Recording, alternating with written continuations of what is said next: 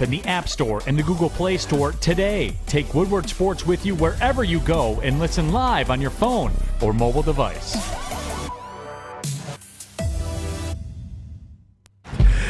And here we go! Wednesday, October 5th, 2022. Ermanni and Edwards with Maz Woodward. Sports Network, WoodwardSports.com. Maz hates it when I do that, but that's okay.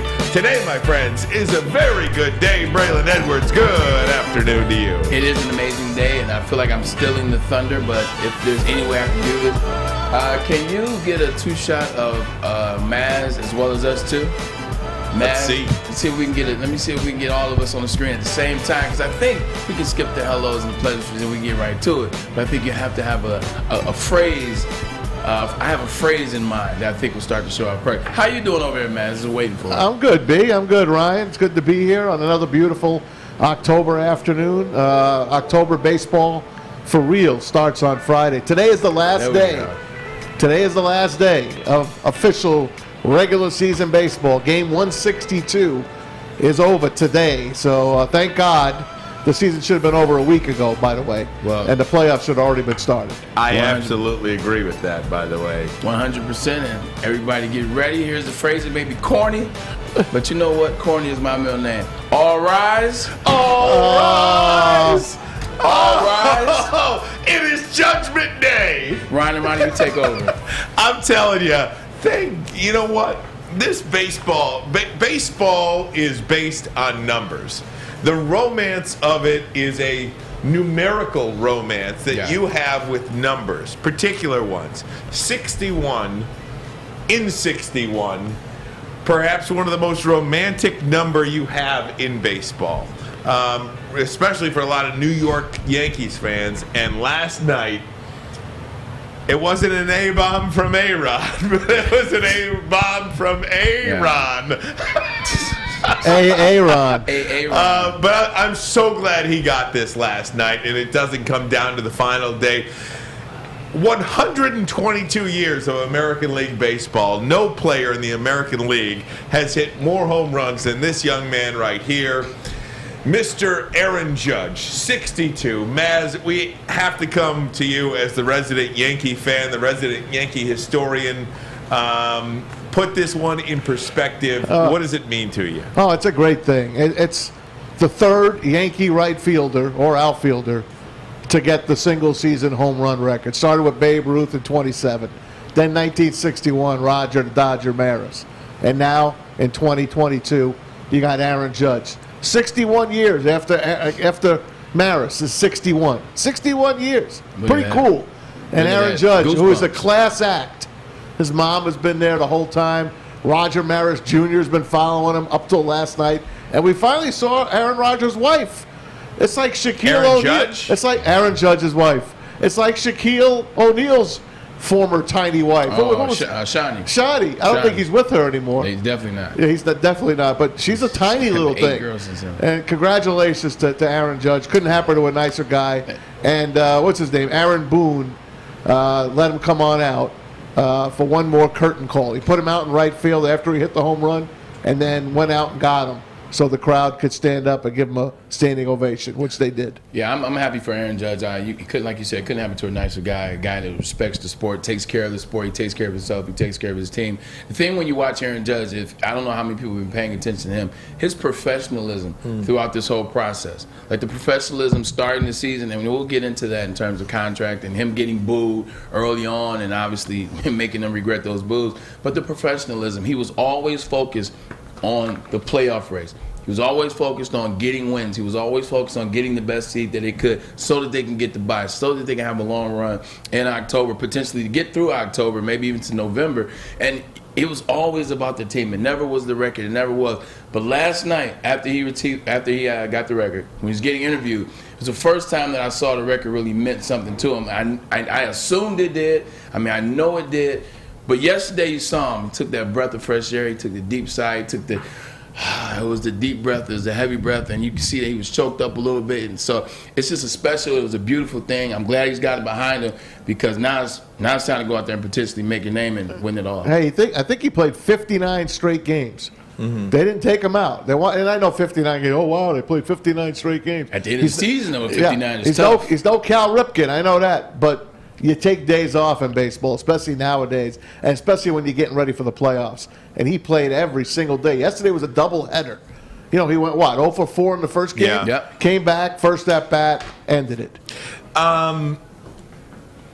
I don't want to take anything away from Aaron Judge. But it's perfect time to ask. I'm really glad that he got the record yesterday. He earned it. He deserved it. Was that a little bit of a meatball yesterday? Were they serving him up yesterday? No. Trying to get this record? No, I heard Paul O'Neill on the broadcast. I went back and listened to it, and he said it flat out. Those are no meatballs that they're throwing. Okay.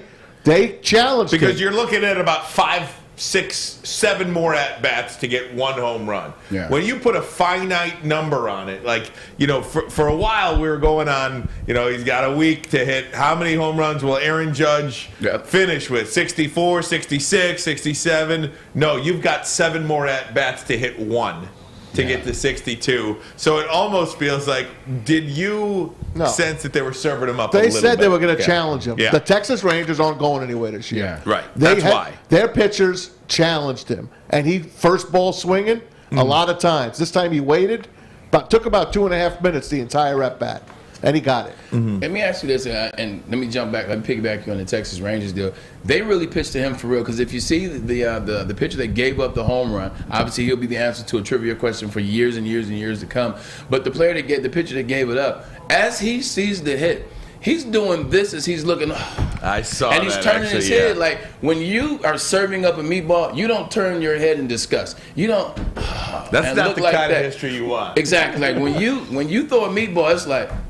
The Toronto pitcher did it too at 61. Exactly. He was pissed. Those guys weren't serving up meatballs. You know the conversation that we have to get into now. Maybe we can put an end to this, but I have a different take on it. Who's the all-time single-season home run champ? 100. Braylon. Is it 73 or is it 62? And what I would tell you is it's 73, but here's why. Baseball never told us that 73 wasn't okay. Baseball never told us that what those guys were doing, they didn't take anything away from those guys. They didn't take them out of the record books for 73. They didn't take them out of the record books for 70. Sosa has 60 home run seasons. They didn't take him out the record book as well. When guys were doing PEDs, even after Balco, even after the trials, they didn't like when guys were using PEDs, guys were getting 60 games, 40 games, 70 games, and then what happened, Ryan? They come right back. All the home runs that they were hitting while they get suspended, and that's not even now. I'm talking. That's not up then. That's even till now. When guys are suspended now for 110 games. Hell, A-Rod got suspended 3 or 4 times. And every home run he hit, and while he was dirty, all those home runs counted. Just like in the NFL. Guys get popped for PEDs all the time in the NFL. They don't negate their sacks on the season.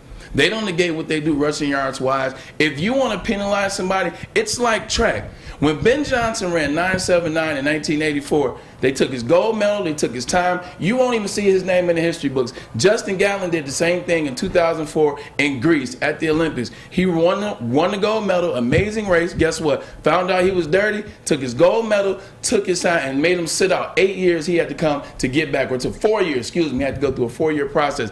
If baseball would have done that with Barry Bonds back in 2002, so you know what, you cheated, scratch 73 from the record book. Mark McGwire, you admit it. Scratch 70, Sammy Sosa, etc. Now we have a different look on it. But the fact that baseball didn't do it, the fact that football doesn't do it, the fact that basketball doesn't do it, we're like, why are we arguing over 73 or 60 when Major League Baseball isn't arguing over 73 or 60? It's us that are arguing about it. So I say to that, 73 is the record, but those that think it's 62, I have the utmost respect for you and Aaron Judge. That was as well said as could possibly be stated, and I have no argument for you. That was incredible, Braylon. Why is it the people? I'm not on any baseball formats. I'm not on any baseball. Tell him he's wrong, man. I'm not on any. I'm I'm tired of talking about it. No, honestly. I know, but tell him he's wrong. I mean, do you? We're both right. I understand. 73 is the number, but 62 is the true number. But do you but see I'm saying, what he's saying is baseball didn't treat that thing like it's a fake number, though. Correct. Baseball doesn't treat 73 like it's a fake number. 100%. Well, they kind of do. Well, Is he in the Hall of Fame? but that's a writer's thing. Do they like the guy or not? They could get him. They could get him in. Yeah, I don't Believe know. me. I don't know. Bray, that's as well stated as I think you could make an argument. To be honest with you. How about the guy that caught the ball? You hope a schlub like me catches that ball. A guy that could use the money. Honestly, a guy that catches it is this big-time banker that don't need the money. Runs $1 billion investment. He's already been offered $2 million for it, and you know it's worth probably 3 times that in a few years. You know what's funny about this is, people. There's no schlub that's sitting in left field last night either. That's true. If you're sitting in the front row the last night of left field, chances are you're paying probably $500,000 a seat. Once Aaron Judge got to 50. Yesterday's price for them tickets wasn't today's price. Those guys were buying those prices. Right. But 2 months ago, they was like, "Oh, what? He's where?" Right. And they You know who the schlub was? The poor bastard that jumped over the fence. Right. Did you see him? Yeah, I know it. Just to describe it to everyone, you have the outfield fence. Then there's about a 5-foot space till the stands start. And then you have about 15 to 20 feet that go up. That's where the crowd starts to sit. So there's this little piece in between the 2 fences that you could jump down in case a ball went there. And this guy decided, I'm jumping. He jumped. He didn't get the ball. I think he hurt his leg. I think he's okay. And, of course, he was escorted out and probably thrown in jail. The interesting thing is we've spent so much time focusing on Aaron Judge, as we should. Rightfully so, focusing on the Judge. He gets the home run record, all-time AL home runs in the season, 62, only behind Barry Bonds by 11 home runs. We spent so much time focusing on that. Somebody else broke a record last night, Mavs. Garrett Cole, single-season strikeout record for the New York Yankees. As long as this franchise has been been around, as many great pitchers that the Yankees have had, Garrett Cole is the single-season strikeout record leader. No one talked about that. I didn't even realize it until today. My man, Ron Guidry, called him after the game. Ron Guidry, the Raging Cajun, Louisiana Lightning, the best in the biz for the Yanks. He was amazing. He called him and congratulated because that's who he passed. No. It is interesting. What did you think of the call, Maz? It sucked. Really? I'm not a fan. I agree. The radio call was better. It's John Sterling, 90 years old. It's not great. It was good. It was way better than Michael K's. I'm not a Michael K guy. And you guys will get to hear him now because ESPN has him on one of the series when the wild card and the NLDS starts. And he's to me, he's just not good. I don't even think, I know we got to go nice to commercial. Guy, though. Maybe I say this before we come back from commercial break, but there was something else that I thought could have been a little better. Yesterday with the Yankees and Aaron Judge celebrating 62 and passing Roger Maris. We'll talk about that when we get back. And we'll get into some football too, but first a message from SMA. The Sports Marketing Agency helps spread awareness about mental health as well as addiction. Their podcast, This is the S Word. And the S Word, as I tell you guys all the time, it stands for stigma. We are out trying to destigmatize mental health. We're trying to destigmatize addiction. So how do you destigmatize it? You get all the information possible, and that's what Sean Jordan and the NFLPA Alumni Association do amazingly well. They have the conversations with people who know the information, the doctors, the clinicians. They can give you all that you need, whether it's depression, whether it's anxiety. They have answers, but all you got to do is go find them at thesportsma.com. Life is full of hard choices. We're here to make one of life's biggest decisions as simple as possible. My name is Christina Gennari, and for over 20 years, I've helped hundreds of families buy and sell homes. We cover all of Metro Detroit and more, from large luxury homes to starter homes. We will work hard to make sure that you get the home of your dreams. So if you're in the market today or even thinking about buying or selling in the future, make the obvious choice. Christina Gennari, the obvious choice in real estate. Visit us at soldchristina.com today. Fellas, let's be honest. We like things to be easy. We like simple stuff, like sports 7 days a week. We like things uncomplicated, like Lady Jane's Haircuts for Men. Open 10 to 8, 7 days a week. Walk in anytime. Sign in, sit down, watch your favorite team play. And before you know it, your hair will be game ready. Open 10 to 8, 7 days a week. Walk in anytime. Lady Jane's Haircuts for Men. It's wicked awesome. Get a shot up. This is for the win.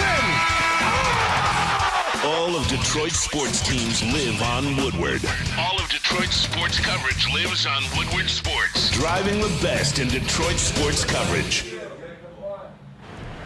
Hey, only at Big Frog. Big Frog, ribbit. A free Woodward Sports t-shirt all month long at Big Frog in Novi. Just stop in and tell them we sent you, and they will print you up one right on the spot. So check out Big Frog and Novi today to get your free Woodward Sports t-shirt, or check them out online at bigfrog.com/Novi. Novi. Stingray Steve in the house over here. I see him walking through the building over here at Woodward Sports. Stingray Steve, always a big positive force as he enters the building here, the world headquarters of Lady Jane's Haircuts for Men. Come and see us. We're at 15 in Woodward. Come get a haircut, get a coffee at Birmingham Roast, and check us out as well. Woodward Sports Network, woodwardsports.com. Get in the Woodward Sports chat. Braylon, you asked an interesting question at the end of it. I thought the Yankees celebration kind of sucked. Yeah, that's what the question, that's what my tease was, is, you know, you're watching the celebration, and this is Yankee history. Now, whether you want to talk about 73 or 62, this is Yankee and AL history. I didn't think that his teammates were very engaging. I mean, there were some handshakes, there were some hugs, but I thought it was just going to go crazy. I mean, you guys already know that what seed you are in the playoffs. It's the last game of the season. Essentially, he's done it. Your teammate who's carried your sorry asses the whole season. This guy carried you the whole time. I thought there could be more celebration. I thought there could be more joy. I don't know what I thought I'd see. Maybe I'm nostalgic. Maybe I remember what it looked like when Mark McGwire did it in 1998. Obviously, he did it in a game against Sammy Sosa. So maybe that's where my mind was, but I didn't see what I thought I would see in terms of celebrations. Giancarlo Stanton was at the plate, and he looked a tad bit jealous, but that's just me. I think it'd be like a mob scene at home plate, but it was like I think they were all gassed.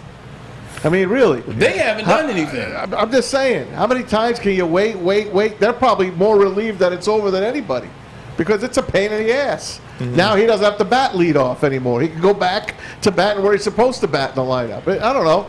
I thought it was fine. And you know what? They probably celebrated after the game. It was in the middle of the game, and I don't know. And did you see what Jeter said, too? Jeter's not one for a bunch of individual awards. Yeah. Congratulations. Yeah. Now we'll see you in the playoffs. Yeah, exactly. You know, he's just such a winner. He's the ultimate champion. I love him. He is the ultimate champion. There have been better players than Derek Jeter. Of course. Many more better players than Jeter. Not many more. No, not many more. Not many more. There have been. You're the Yankees guy. Maybe not shortstops, but there's been a lot of. Take numbers out anytime you're ready. Okay, understand the point I'm trying to make. Yeah, I get it.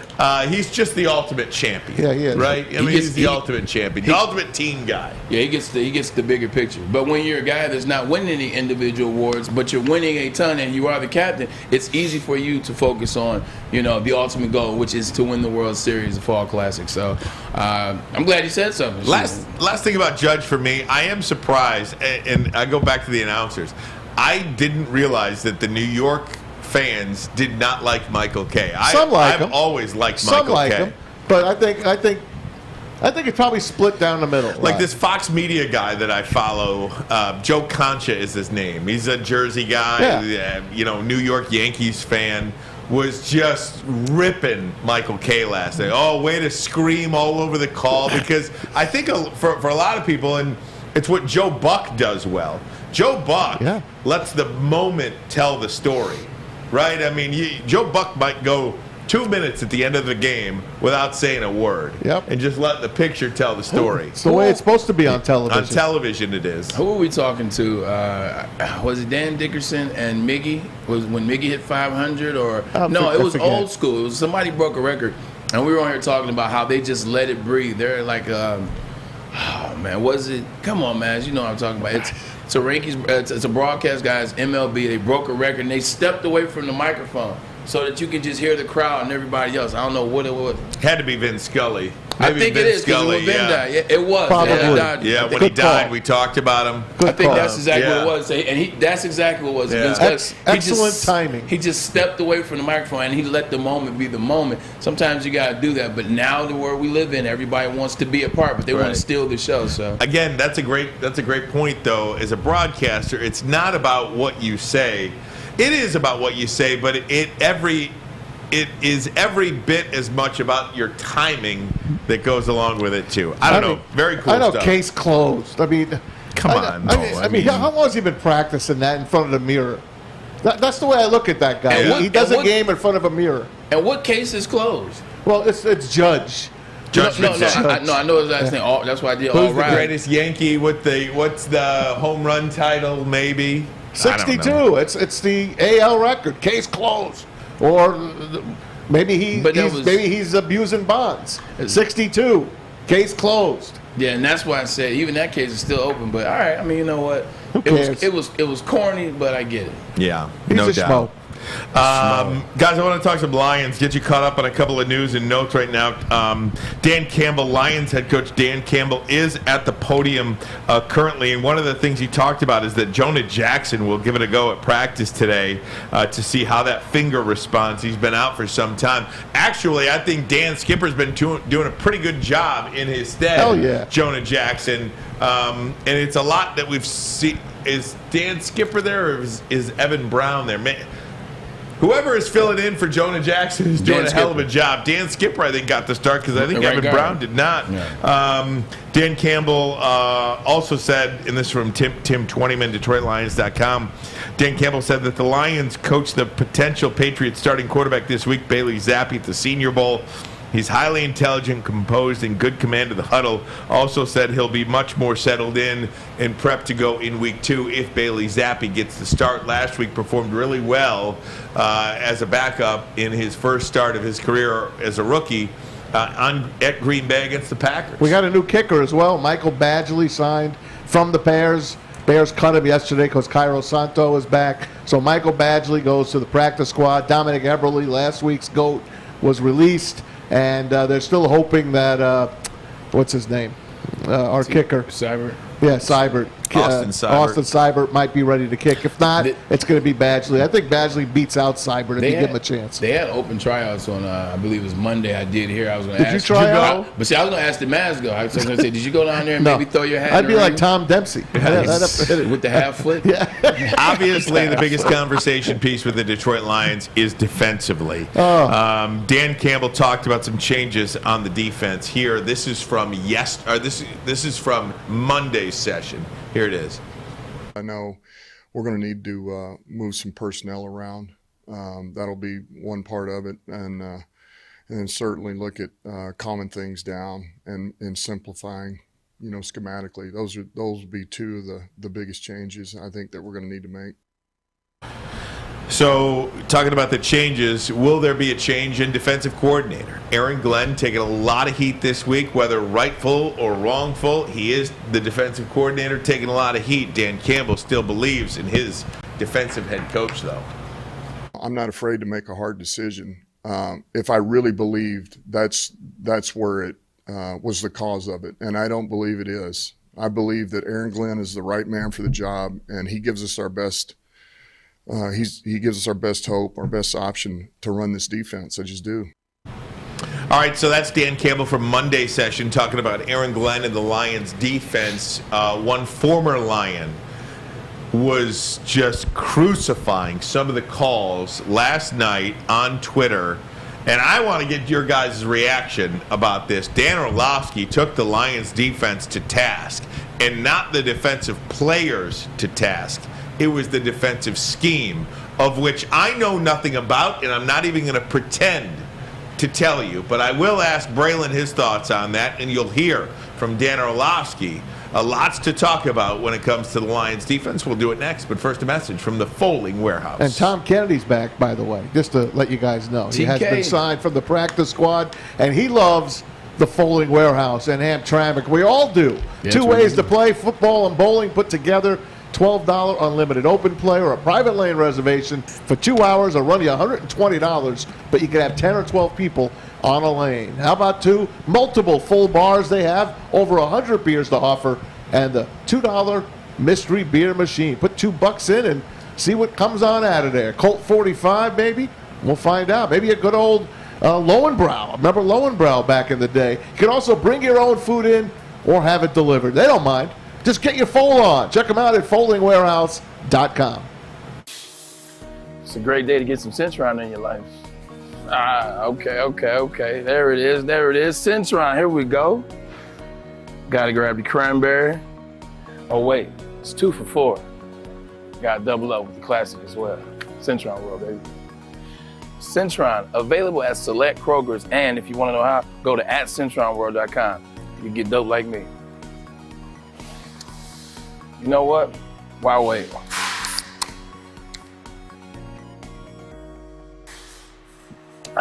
Great taste, guaranteed.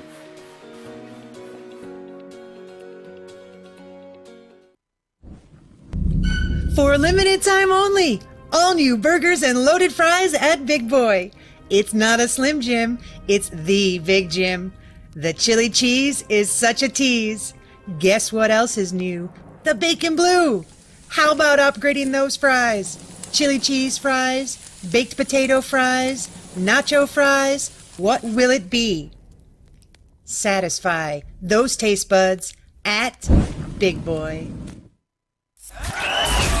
We are the network for Detroit by Detroiters. Welcome to the Woodward Sports Network.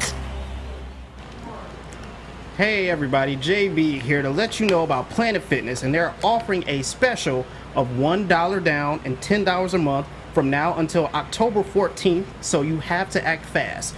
Also, Woodward Sports will be broadcasting live from Planet Fitness on Ryan Road in Sterling Heights all day on Wednesday, October 26th, where you can win a ton of prizes. We've got Michigan versus Michigan State tickets. You can also get a free 1 year of the Black Card membership with that as well, a signed Darren McCarty jersey, or our very own Braylon Edwards signed jersey. Oh, yeah, so join Planet Fitness today in club or online at planetfitness.com.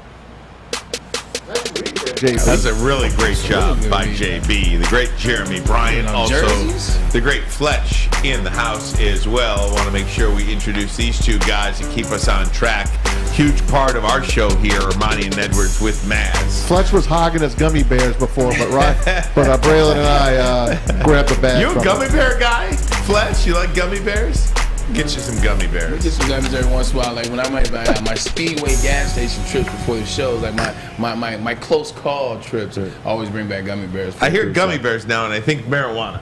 Yeah, why is that? But you say gummies. Right, you said gummies. Yeah, when you say gummies, that's Hariboos. We need some Hariboos. There you go. There you go. Very good. Is Very it Haribo good. or Haribo? It might be Haribo. I think it's Haribo. I think it's Haribo. I think Lydia, you're correct. my little Lydia, 7 years old, says Haribo. So I think Lydia has the post. And she knows about Uncle Braylon. Oh, Lydia's my girl. Hey, talk about the lemonade stand. I'm telling you, she's a businesswoman. But she doesn't know what time it is. She does not know what time it is. Not know. No. Hopefully Dan Campbell and you know do that. You know who might know what time it is Dan Orlovsky. Oh, he does. This is very interesting because we all know and like Dan Orlovsky. Yeah. He's doing a hell of a job on ESPN. He is perhaps the Detroit Lions' biggest cheerleader on national television. He is a Lions fan and has made no bones about it. Saw this last night on Twitter, and did you see his original tweet when he talked about the defense? The original tweet was, we have that. If the Lions were just a bad defense, they would be 3-1 instead of historically awful. He tweeted that on Sunday night, I believe. But at the same time, we talk all the time, guys. Here it is right here. If the Lions had a bad defense, they'd be 3-1. We talk all the time, is it the coach, is it Aaron Glenn, or is it these players are just not good? And I think for the lay person like me, we could sit here, Maz, you and I could sit here and rag on the coach. Braylon, you've been on that field. You can do both. You can know the scheme, and you can say, man, these players have no dog in them. These players have they got to go get them. Right. I want to play for you a Dan Orlovsky. We have two of them. So we'll play it doesn't matter. Whatever one's in first up. Here's Dan Orlovsky breaking down the Lions' defense. Y'all know I love the Lions. I do. Why? I feel like I'm watching Matt Patricia again. This is the second quarter. It's 2nd and 14. Why are we playing single high press man again, guys? Why? You've played so much man in this game early on, and Geno's ran for 2 or 3 first downs because no one's got eyes on the quarterback. Sure, we could sit here and say Okuda cover, get all that, We don't have to be in 2nd and 14 single high press man. Thank you. You're making the quarterback's job so much easier than it has to. Now listen to this and put it in the context of the Seattle Seahawks players. I think it was Rashard Penny. It was. Who said we knew what they were doing. Yeah. That is as damning a take on a Lions coaching staff that I can remember. He said Matt Patricia. I feel like we are watching Matt Patricia all over again. First, before we listen to the second one, what's your take on that?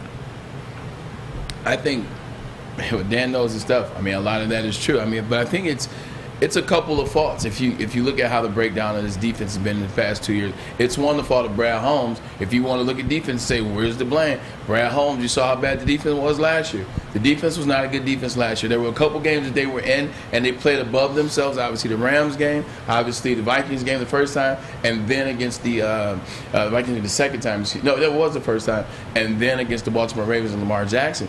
But outside of that, it was a bad defense. You choose not to answer that by picking up anybody that can help in the offseason. You didn't address the opposite side of Aiden Hutchinson. You didn't address the middle because you believed in Lee McMill. You didn't address the linebacking core. You did not. You didn't address the secondary core. You're waiting to see what Jeff Okudah was going to do.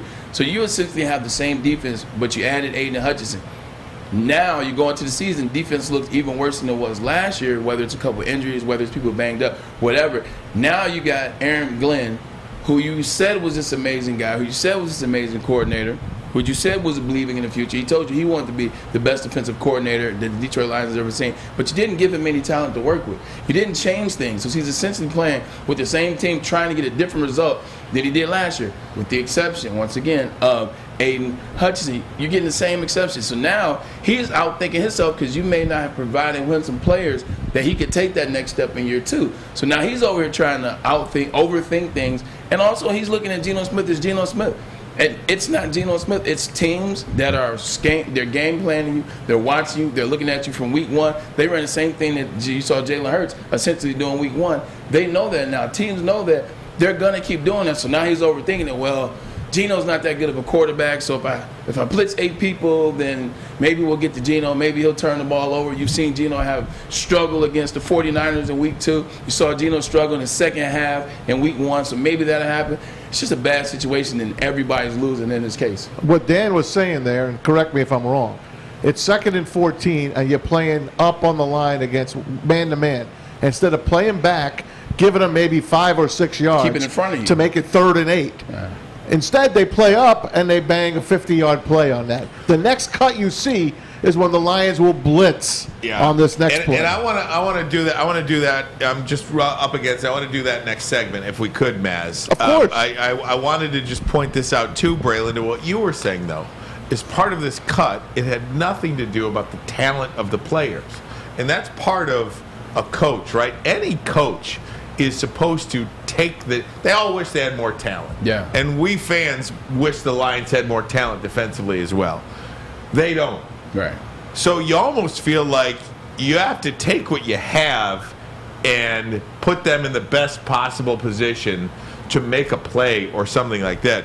When I hear this, I process that like this coaching staff is not putting these guys in the best position to succeed.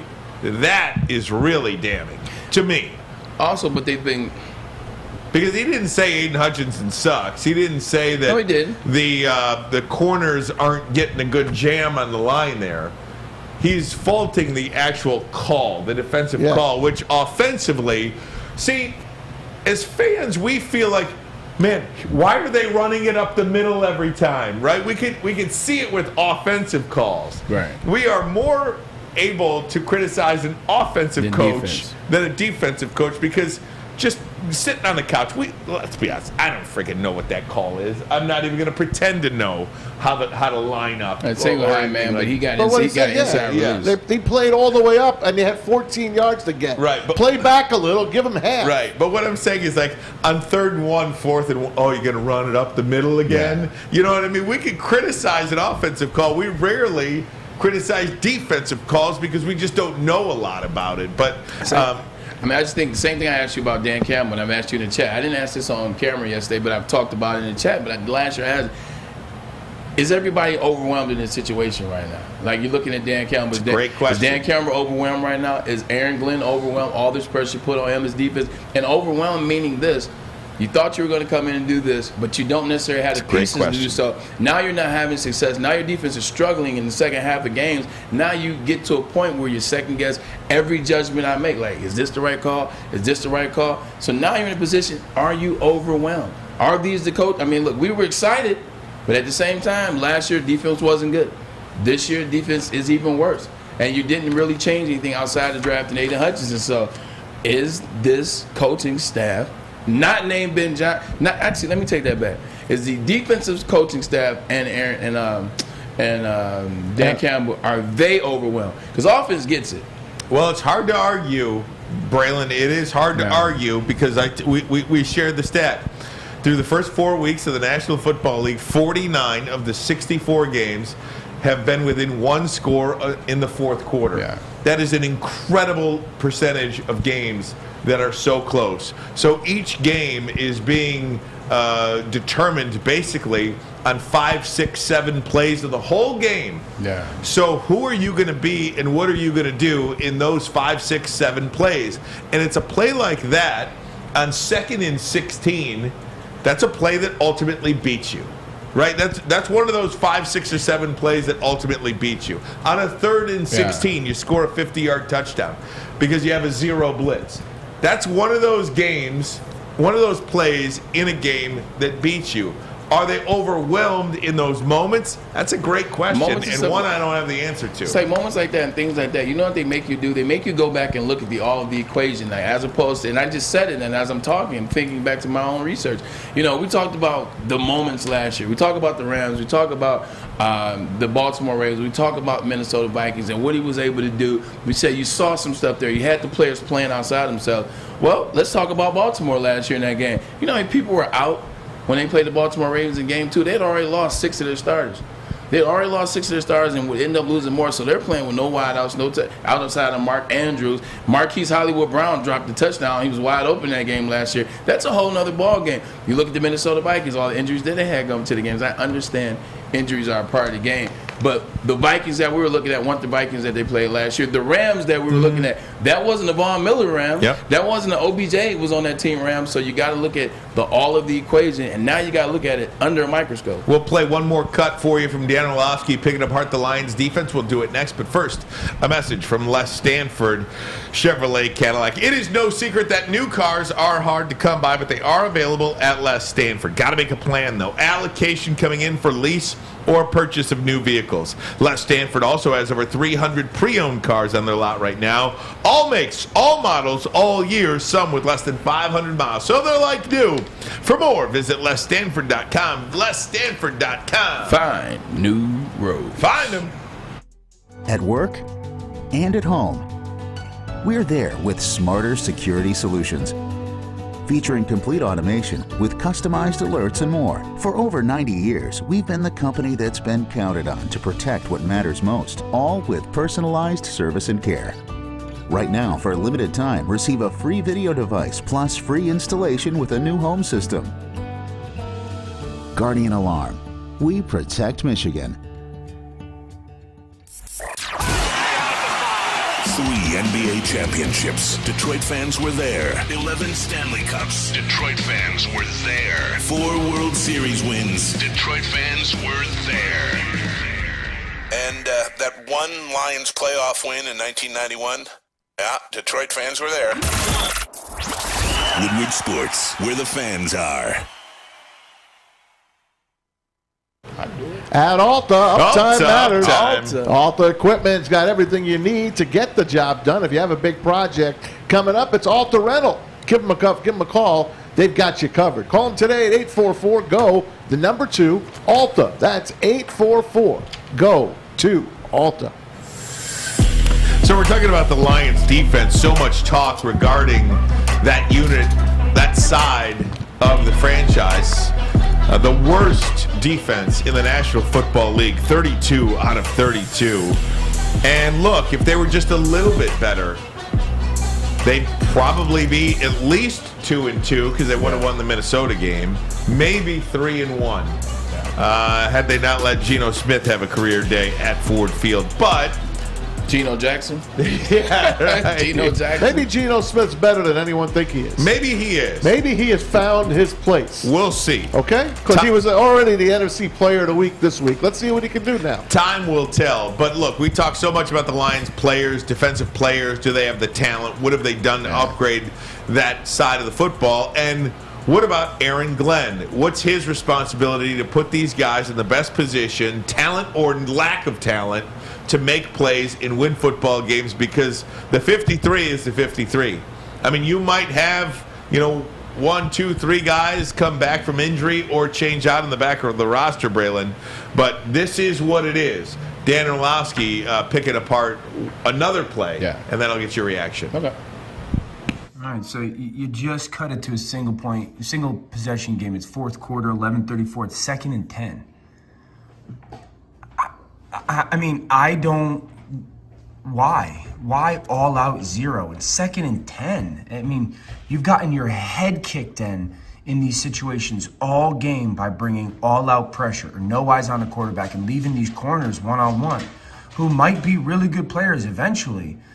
I just sit as an offensive player. Thank you. You're making my job easy. I don't have to think. One-on-one, my guy better than your guy. Easy play.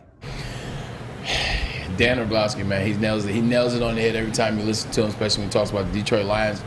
Some of it is also, it's two things I think about. One, when you got you have a coach that used to play your position, like Aaron Glenn. Aaron Glenn's a defensive coordinator, but he used to play defense in the NFL at a high level. He played in the secondary. Like, maybe that's his identity, is playing man-to-man. Maybe that's what he's comfortable with. Maybe that's what he knows, whether it's working or not. It ain't him on the field, though. I understand that, but you know what I'm saying? It's like being a DJ. It's like being a DJ and going there, but you're only playing what you want to hear because you're biased. Like, I don't care what the crowd is feeling. I'm going to play Lionel Richie. I don't care that I'm at a hip-hop spot. It could be a situation. Love Lionel What's Richie. Lionel Richie playing? That's dancing on the ceiling. Come on, man. First of all, how was the... That's a whole other story. The girl in that video was blind. I never understood that.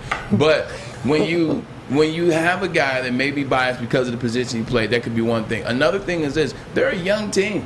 They're a young team. The blitzes, the zones, the stunts, the kind of things that they may need to do to have success, they may not be ready to run. Maybe when he tried to run those particular defenses in training camp, maybe when they're trying to implement those a little bit in mini camps and OTAs, maybe they didn't respond well to it. So maybe not only is he playing with guys that are not as good as the rest of the competition in the NFL, maybe they're also guys that don't understand the defense or aren't working the defense that could help them win. He's playing with some guys. You watch it, they're a bad defense. They were bad last year. These guys are young.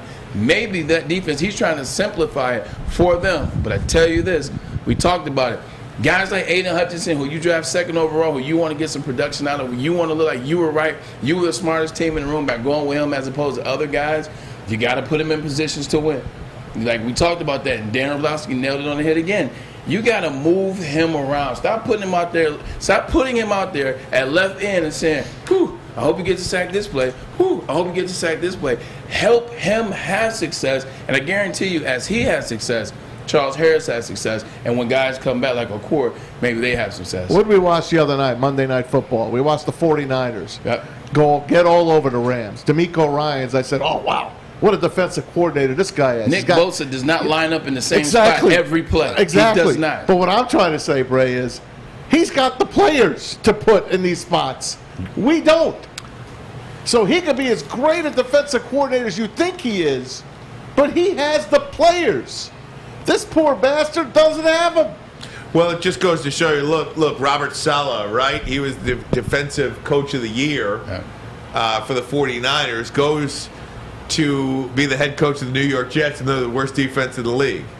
Is it because he forgot how to coach defense, or did Nick Bosa and all those guys? They stayed. They didn't make the trip. No, they didn't make the trip. They didn't make the trip. Who would start from this defense? Okay, but wait a minute. On another team. Again, I go back to this. So I think we're getting off track here because we all agree the defensive talent is less than. Yes. Right.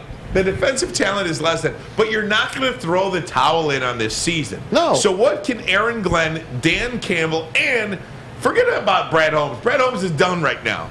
What can Aaron Glenn and Dan Campbell do with this defense to try to put up some resistance to offenses around the league? Dan Campbell's got to have a conversation with Aaron Glenn like he had conversation with Anthony Lynn last year. Okay, you got to let Aaron Glenn know, look, you're my buddy, but it's either me or you, and it ain't going to be me. So you got to do whatever you got to do. I need to see some change. I need to see some different things. I need to see some stunts. I need to see you put players in different positions. I don't need to see you going 2nd and 14, man-to-man coverage. I don't need to see what happened on the Rashad Penny play when they went 0 blitz, and Rashad Penny runs butt naked, untouched, unscathed. I got to see it look like you care. I got to see you try some different things. Dan Campbell, that's his job. Get on him. Aaron Glenn's job is to get on his players, but put his players in position and tell them, hey, look, I'm effing up out here too. We're all effing up. That's what he needs to do. He needs to have a defense-only meeting with him in there and say, look, we're all messing up. This is how we're going to get better. And by the way, it's not over for Brad Holmes just because the season is going on, because up until the trade deadline, there's some things that could happen, and even after that with free agent market. Do you guys remember back on Hard Knocks when Aaron Glenn went 8 on his defense? He said, the offense is embarrassing us out there. Hey, him and Deuce were getting into it. They were getting into it. Now, we didn't know at that point that the Lions' offense was as prolific as it is. So you'd think they would have had some good practice time against this offense. I'll tell you what they can do. The offense can start maybe running the ball a little bit more, keeping the other team from getting on the field as much. Because the minute that they gave the ball up to Seattle, they were going down in 4 or 5 plays. So maybe play a more controlling game, because you know that's what Bill Belichick's going to try to do this week with the Patriots. He ain't going to give the Lions the ball. They're going to run it down the Lions' throat this week. Be ready for a lot of running backs, and they got a lot of running backs on that team. But if you're the Lions, you can't change what you're doing offensively either to try to help your defense. You just got to go. Now, it's a lot of pressure, right? I don't know about that, right? Look, I wouldn't It change ain't working. I wouldn't change a thing if I'm the Lions offense. Maz, the Lions have scored the most points in the NFL this season. The Lions are averaging darn near 40 points a game right now. Jared Goff is tied for first in passing touchdowns. He's 4th in efficiency. Yeah. You see why when DeAndre was hurt, when he was healthy, you saw he was playing. Wide receivers are making it happen no matter who starts, who plays. That Lions offense should not change a thing. We have been begging for the Detroit Lions to be able to score points like this on the consistency. I don't want them to change a freaking thing. I want that defense to get it together. At the end of the day, you get paid to do a job. You get paid to do a job. What Aaron Glenn can do, he can line them up in the best possible positions. What the players can do is they cannot have self-inflicted negatives, and they can try to be there. They can use their technique to get them in the best position possible to make a play. Now, if they're in the best positions, if they're in the best spots, if Aaron Glenn has put them in the best situations, and they get out, if DK jumps over a guy and makes a play, so what? You are where you were supposed to be. If a running back gets a first down on the 3rd and 1 run, but the defense was in the right one, it was a hard hit by Rodrigo in the middle, and they got the yard, so what? You in the first spot. But this this Rashad Penny play, that DK Metcalf play, they are completely out of position, and they're completely getting cooked. That means the players and the coach are out of position. We'll continue to talk Lions, Seahawks, and everything else happening in the NFL. We'll do it next as we go around the NFL. Lions, Seahawks players making news. We'll do it. But first, a message from Lady Jane's. Come to Lady Jane's for an award-winning haircut experience and register for a once-in-a-lifetime opportunity to win a down payment for the dream home, your dream home, up to $200,000. Lady Jane's, open 7 days a week, many locations throughout the Metro Detroit area, many more nationwide. There is one near you no matter where you live in this country. Walk in anytime. It's wicked awesome. Wicked awesome. Hi, I'm John from Better Rate Mortgage, and to me, family is more than blood. That's why I have the biggest family in Metro Detroit. If you're looking to buy a house or refinance and need a loan, come get treated better than family by me and our entire team here at Better Rate Mortgage. We pride ourselves on giving you better advice, better service, and a better loan experience. That's why we are Better Rate.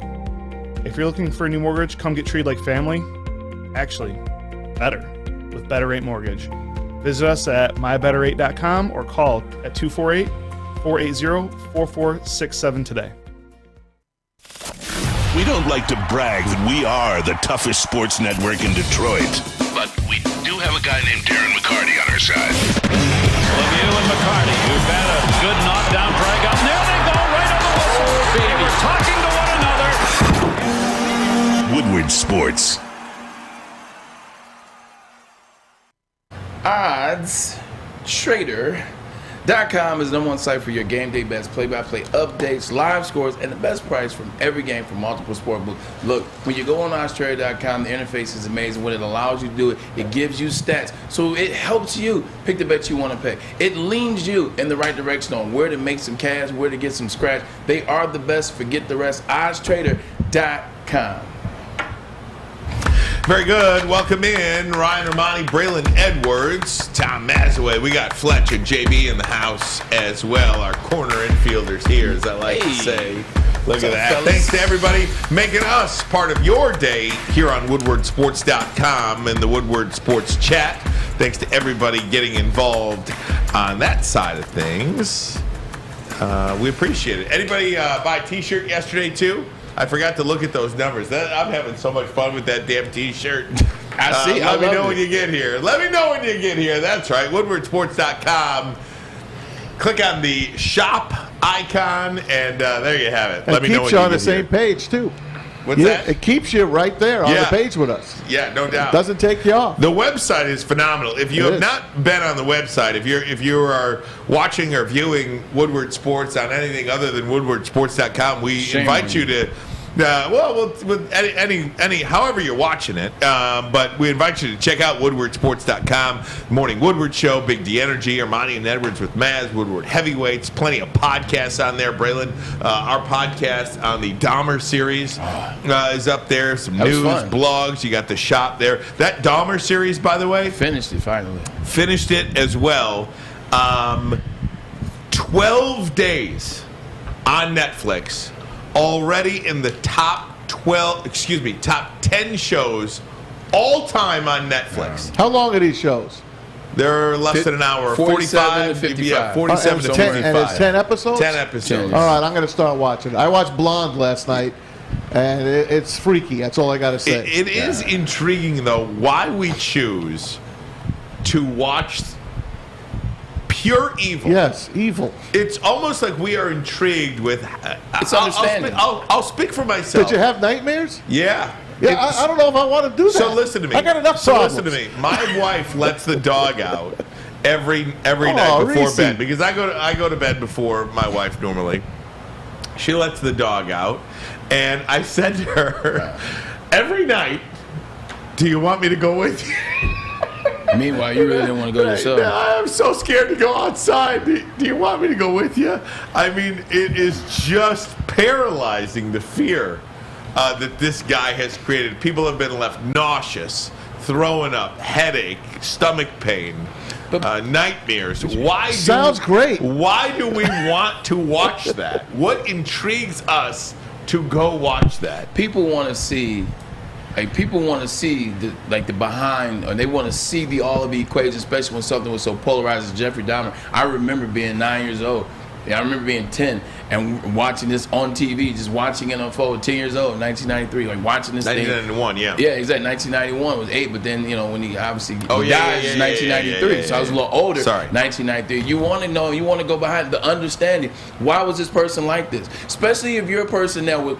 When you're a person that would never do something like that, Ryan Ermanni, like Maz, JB, if you're not a person that's out here killing people, eating people, going through that, what does your mind tell you when you hear somebody has done that? What the hell would make them do that? So now when you have an opportunity to watch it, you kind of maybe I'll get an understanding as to why an individual like Jeffrey Dahmer and how that happens. And I think they did a great job of taking you in the minds of everybody involved in it. And I won't spoil it for you individuals out there, but if you're the next door neighbor, Niecy Nash, who did a tremendous job, whether you're the father who's running from blame the whole time, whether you're Jeffrey Dahmer, whether you're these individuals, whether you're his mother, it takes you in the psyche of each individual, and I think they did a great job of highlighting I'm sticking to Seinfeld and Curb at the end of the night.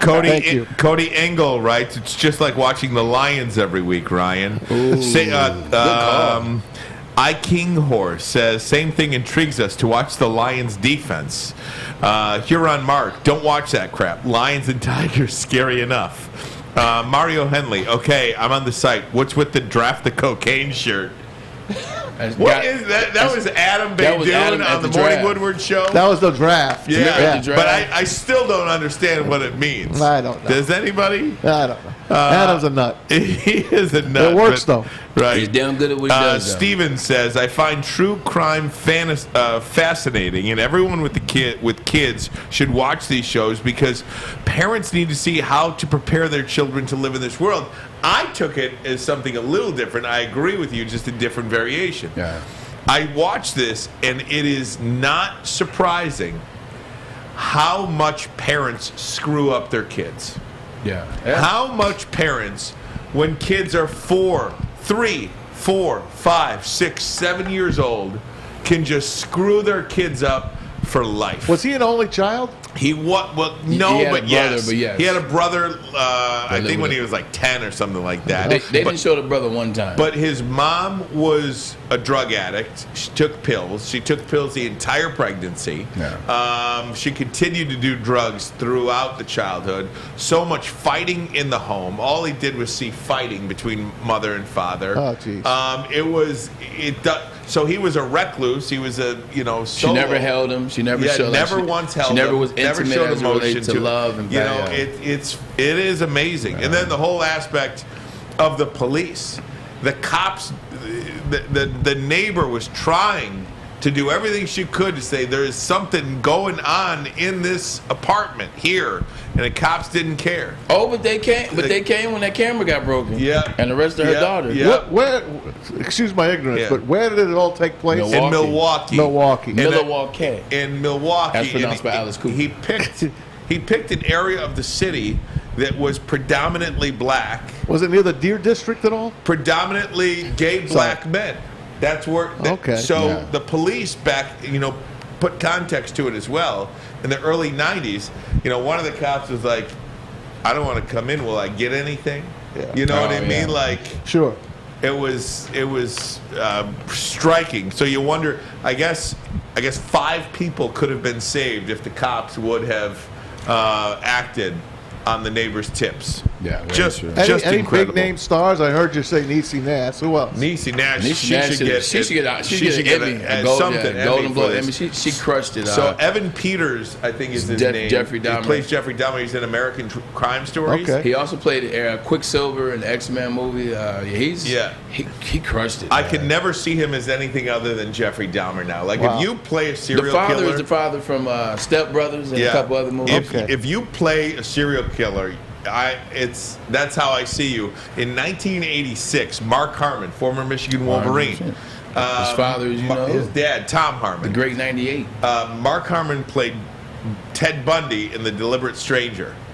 And I can only see Mark Harmon as Ted Bundy. Incredible roles.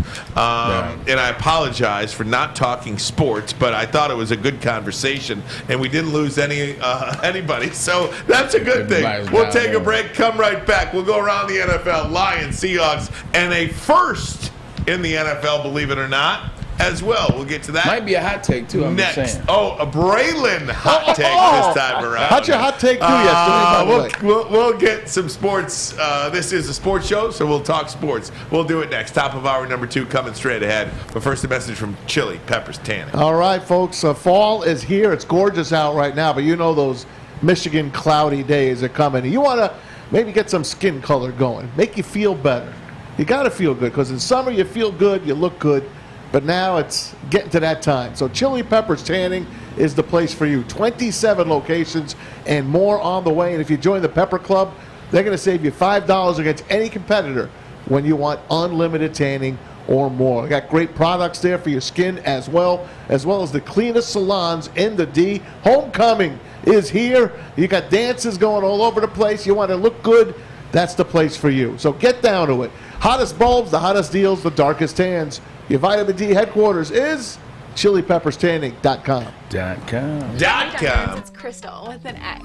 You want to get hot and perfect like me? Here's my super easy routine. Drink at least a gallon of water before you wake up. Attach a weight to everything in your house. Hello? Sell your car and just sprint everywhere. Scream when you exhale. Don't follow Crystal with an X. Do your own thing at Planet Fitness with tons of equipment and free fitness training in our clean and spacious clubs. Join now for just $10 a month and cancel anytime.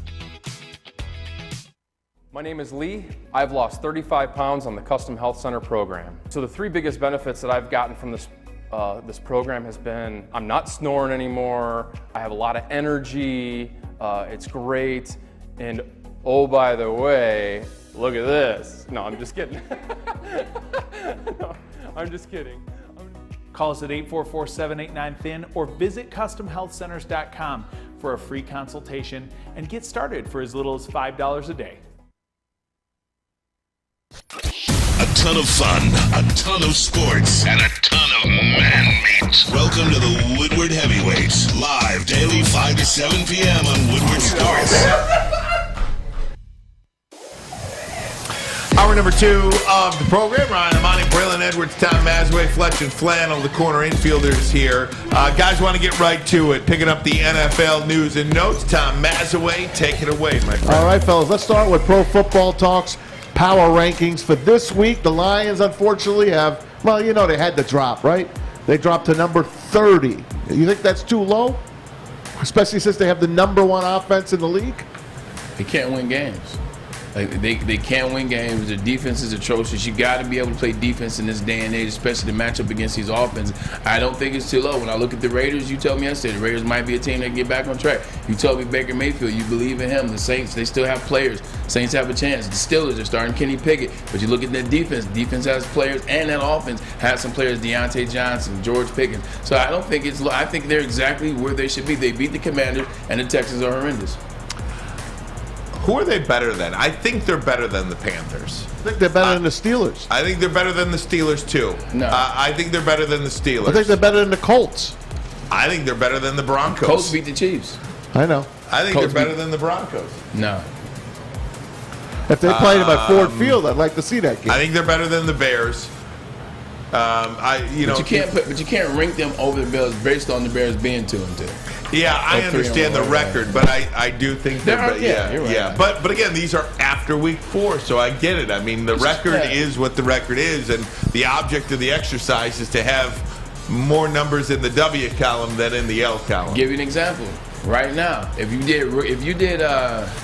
we assume that today was MVP day and a day to vote, you have to vote for, I would say, Patrick Mahomes, or you got to vote for Josh Allen simply because their records are better. But who's the best player in the NFL? It's Lamar Jackson.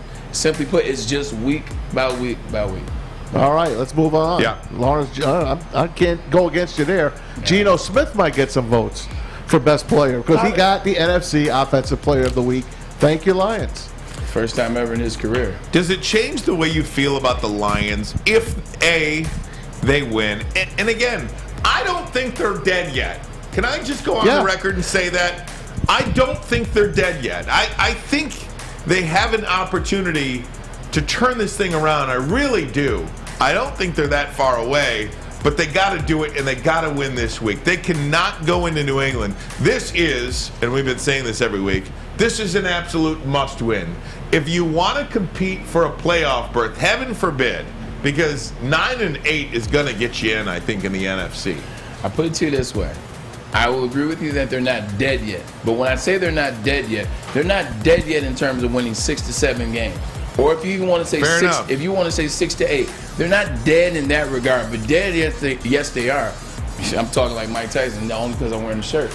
But if you look at the offense, that's why they're not dead yet. Their offense is playing at an exponential rate, and they don't have Jameson Williams yet. They didn't have Amon-Ra St. Brown. DeAndre Swift has been banged up since game 1. So when they bring all those players back on offense and they have all that at their disposal, it's only going to make them better and allow them to stay in these games. But the defense is where I say they're not dead, but if they don't do something, they'll be dead soon. They have to go 8-5 to hit that number, though. I understand, and I guess the reason why I'm talking about it is because if Geno Smith tears up the New Orleans Saints this week, will you feel less bad about what he did to the Lions? No, you won't. Geno Smith is not. I will. Yeah. No, you shouldn't. I wouldn't either. No, great. No, you said you would feel less bad if he tears it up. I would. Geno Smith is going to be the same guy. And if Rashad Penny runs for another 100. Whether if he does, well, no, Rashad Penny can ball because he did us last year. But you see what Geno Smith is doing.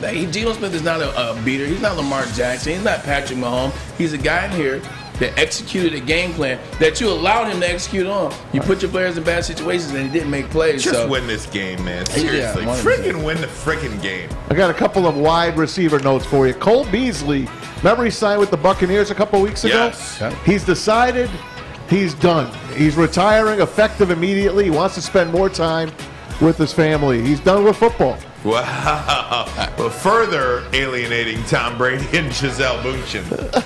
Yeah, I just think, if you look at a guy like Cole Beasley, you saw that last year with the Buffalo, how it played out, him not being vaxxed, and he had to deal with all that. Took some time off. He's a hell of a receiver. Yeah, no, he's a damn good receiver, especially with the Cowboys. He was freaking insane for them in the slot play. But you look at him from his family standpoint. If you're a guy that's like, you know what, we went through a lot as a family with the vaccination, you know what I'm saying? And chose to sit back, wait for a second, look for an opportunity that might be big in a good place. Oh, insert Tampa Bay Buccaneers. It's more dysfunctional than he had when he was in Buffalo last year. So if I'm him, I understand it. Chris Olave. We said Chris Olave, Garrett Wilson. Who would you rather have? Jets went with Wilson. Saints go with Olave. Olave is, look at the guys he is leading in receptions right now. T. Higgins, Jamar Chase, Devontae Adams, CeeDee Lamb, DK Metcalf, Terry McLaurin, Mike Evans, all guys outside of Chase and Higgins who, so Chase and Lamb are on rookie deals, I believe. T. Higgins, not so much, but all these other guys are north of $20 million. They're $20 million a year players. He is, whoa. Yeah, 100%. He was that way at Ohio State. Everybody talked about Jackson Smith and Jigba last year, and Wilson. I was always on with Chris Olave. He's a guy that has 37 career touchdowns in Big Ten history. I mean, that's tied for the second all time with Anthony Carter, a Michigan guy, with Desmond Howard, Michigan guy. But when you look at that, you know why he has more catches than Michael Thomas? You know why he has more catches than Juice Landry? Because Juice Landry just became a New Orleans Saint this year. Michael Thomas is not the future. Juice Landry is not the future. Chris Olave is a guy that's a rookie. He's going to be there for a long time. He can play. He's good. They want to feature him, give him the ball. They don't know what the other two are going to do in the future, so why would you feature them? Ready for this, guys? I'm going to spin us here a little something. Chris Olave was the player the Saints grabbed. And look how excited the Detroit Lions room was when he went to the Saints. Because the next second, Brad Holmes was on the phone with the Vikings GM making that deal for Jameson Williams. Here it comes. Okay, you got Jameson Williams now. I heard this from our radio friends. You listen to Detroit Sports Radio. But I want to throw this up at you guys. You got Jameson Williams. Would you have been more excited had they traded up and gotten Jordan Davis? No. Or another defensive player? No. What do you mean no? You have the last place defense. You have the first place offense. You would have never traded up to get Jordan Davis. Why not? I just don't think they would have made that trade. Jordan Davis barely got drafted in the first round. I think they would have stood pat. I'm talking about a solid guy for the defensive line. Jordan Davis's name was the name they threw out. So I'm using that. I'm just saying you took excess again. Now hold on. 2 years ago you took Penei Sewell. He's going to be a Hall of Famer, God willing. But you had excess. I'm telling you, you had already a great offensive line. You did. You had 2 All-Pros on the line already, and you could have had Micah Parsons. I'm sorry. I'm just bringing it up again. You could have done different stuff. You have the number 1 offense in football, and you took a guy that was injured, and instead of taking another guy that could have helped your pathetic defense. Let's focus on last year. There was nobody on defense that was worth moving up for and taking that was going to be a game changer. Jordan Davis is going to be a tremendous player. Ton of that Philadelphia Eagles success that they have on defense that has nothing to do with Jordan Davis. That's their defense. He wasn't the guy that I'm willing to move up to pick up, especially an interior lineman. He's a guy that helps the defense stay stout to win games, etc. Jameson Williams is a guy that can win you games. Jameson Williams is another one of these fast wide receivers, etc. If there was a player in the draft like Micah Parsons 2 years ago, I'd move up to go get Micah Parsons. But I'm not moving up to get Kayvon Thibodeau. I wasn't moving up to get Aiden Hutchinson. I'm not moving up to get Nakobe Dean or Jordan Davis or any of those other guys. If there was a player of the caliber level of a Micah Parsons, then we can have a conversation and talk about it. But also, we didn't know that this Detroit Lions offense was going to be so good this year. We didn't know that. I think a lot of people are missing the point, too, on Jameson Williams. Because, Maz, you out of sight, out of mind. No. You say excess. Who's their top 2 wide receivers next year? Amon-Ra St. Brown and Josh Reynolds. Exactly. Okay. But you could also draft a guy next year too in the 2nd or 3rd round, and maybe he'll be just as good. I guess my point in saying that is, you're coming at next year with Amon-Ra St. Brown and Jameson Williams. Both your wide receivers are on rookie deals. That's how you compete in the National Football League, when you have 2 of those guys on each side of Jared Goff. Now, you don't have a rookie quarterback. You don't have a quarterback on a rookie deal, but you do have what has seemingly become one of the highest paid positions in all of the NFL, and that's wide receiver. DJ Chark is on a 1-year, $10 or $12 million deal. You know, are you going to pay Chark $18 million next year? He hasn't done anything yet. No, I know. You can't. But what I'm saying is, no, you're not going to pay him. This is not just a 1-year proposition. I'm just throwing this out there. At the wide, okay? I'm just having a conversation. I'm just putting it up, but everyone here is on my ass. Well, it's okay.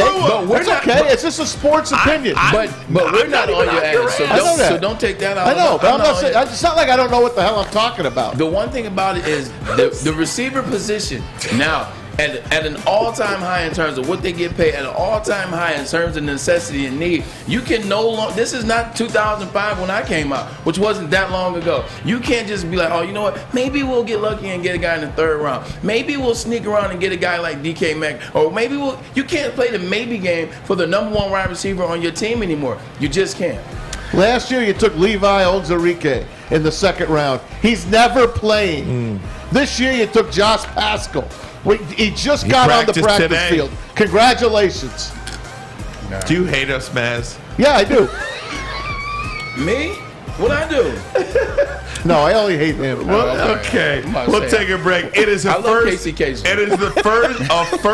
It is a first in the National Football League. We'll talk about it next. But first, a message from Cintron. Cintron is the official energy drink of the Detroit Lions, Tigers, and the Red Wings. And now, for a limited time, actually, I keep saying limited time. For now, go to CintronWorld.com/Red Wings and get their limited edition 6-pack. Cranberry, sugar-free, and classic are the flavors. They are here to re-energize the city. So that's why they partnered up with good old WoodwardSports.com, so we can help recharge the city as well. Drink it, live it with Cintron. When you need apparel, there's only one place to go. Big Frog in Novi. With no setup fees, no artwork fees, no minimum, and a 24-hour turnaround, you can have your whole team outfitted in no time. Embroidery, direct-to-garment, vinyl, and screen printing, Big Frog has it all in all the styles you want. So whether it's a sports team, fundraiser, school event, or corporate needs, Big Frog is your one-stop destination. Visit bigfrog.com/Novi or call 844-4-BIG-FROG. 3 NBA championships. Detroit fans were there. 11 Stanley Cups. Detroit fans were there. 4 World Series wins. Detroit fans were there. And that one Lions playoff win in 1991? Yeah, Detroit fans were there. Woodward Sports, where the fans are. The only sports network in Detroit that starts with a W. You know, because we win. Woodward Sports, Detroit's winning sports network. I want to talk to you guys about this. The Green Bay Packers and the New York Giants play in London this week. It is a CBS game. Can you believe this is the first time a game in London has been played? 31 games in London. This is the first time you have a matchup between teams with winning records. I can. And I can too. Because they don't send winning teams. They don't send. Nobody want like Jacksonville goes. The Houston Lions Texans, go. The Dolphins, the Texans. Listen, they got their money's worth last week. That paid off. I watched that game again last night. The Saints and the Vikings. Yeah. That game paid off. All the crap that London had to go through. That was a phenomenal game. And the Giants getting 8 this week. I hope they can hang in there. Did you ever play in London? No, I did not. Because I have a feeling Great that crowd. every NFL They team, don't have fun though. Every NFL team, franchise, I would say, looks at the schedule and says, please don't pick me, please don't pick me, please don't pick me. Nobody wants to go to London to play these games. You play like 45, like where you live or where you stay is 45 minutes away from where the stadium is. When you guys go over there, the body clock is off the whole time you're over there. You play these games, you got to come back. Then you got to come back off a weird week.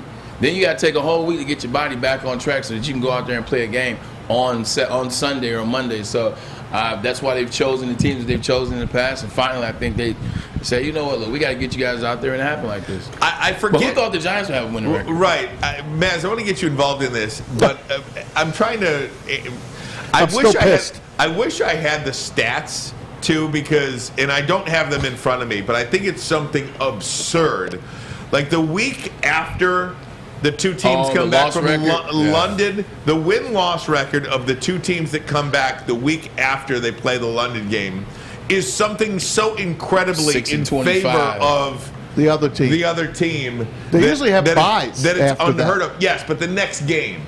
Not the week after, the next game after the London trip. So after the bye and then. Yeah, it's something so absurd.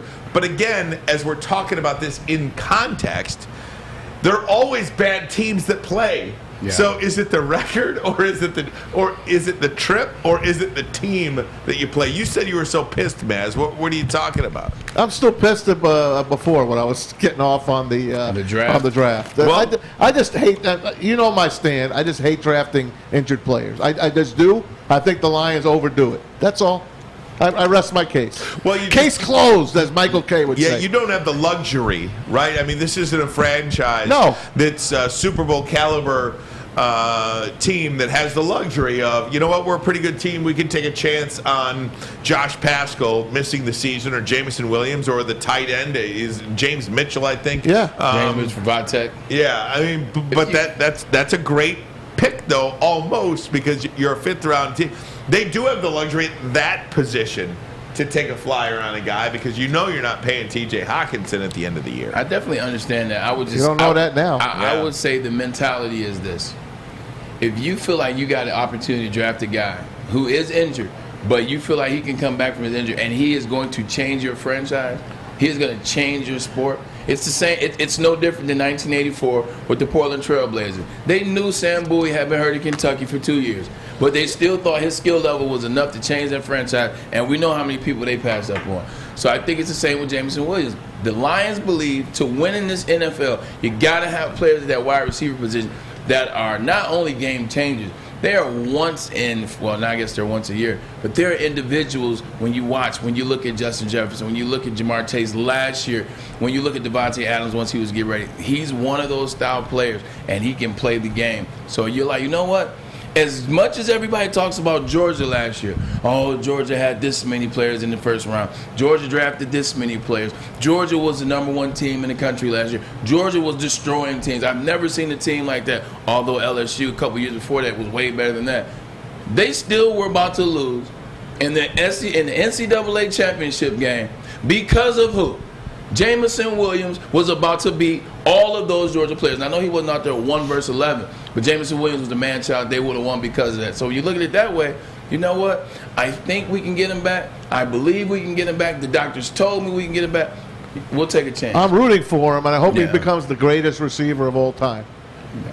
That said, you reached and got an injured player. It's a very real concern, man. And then you reached the following round as well. And then you reached 3 rounds after that. 3 injured players. And last year, Levi Onwuzurike will never play for your Lions again. Who? Exactly. Mike Jones? By the way, this week, yep, Saints host the Seahawks. So the Seahawks are the play, you're telling me. And the Bears go to Minnesota.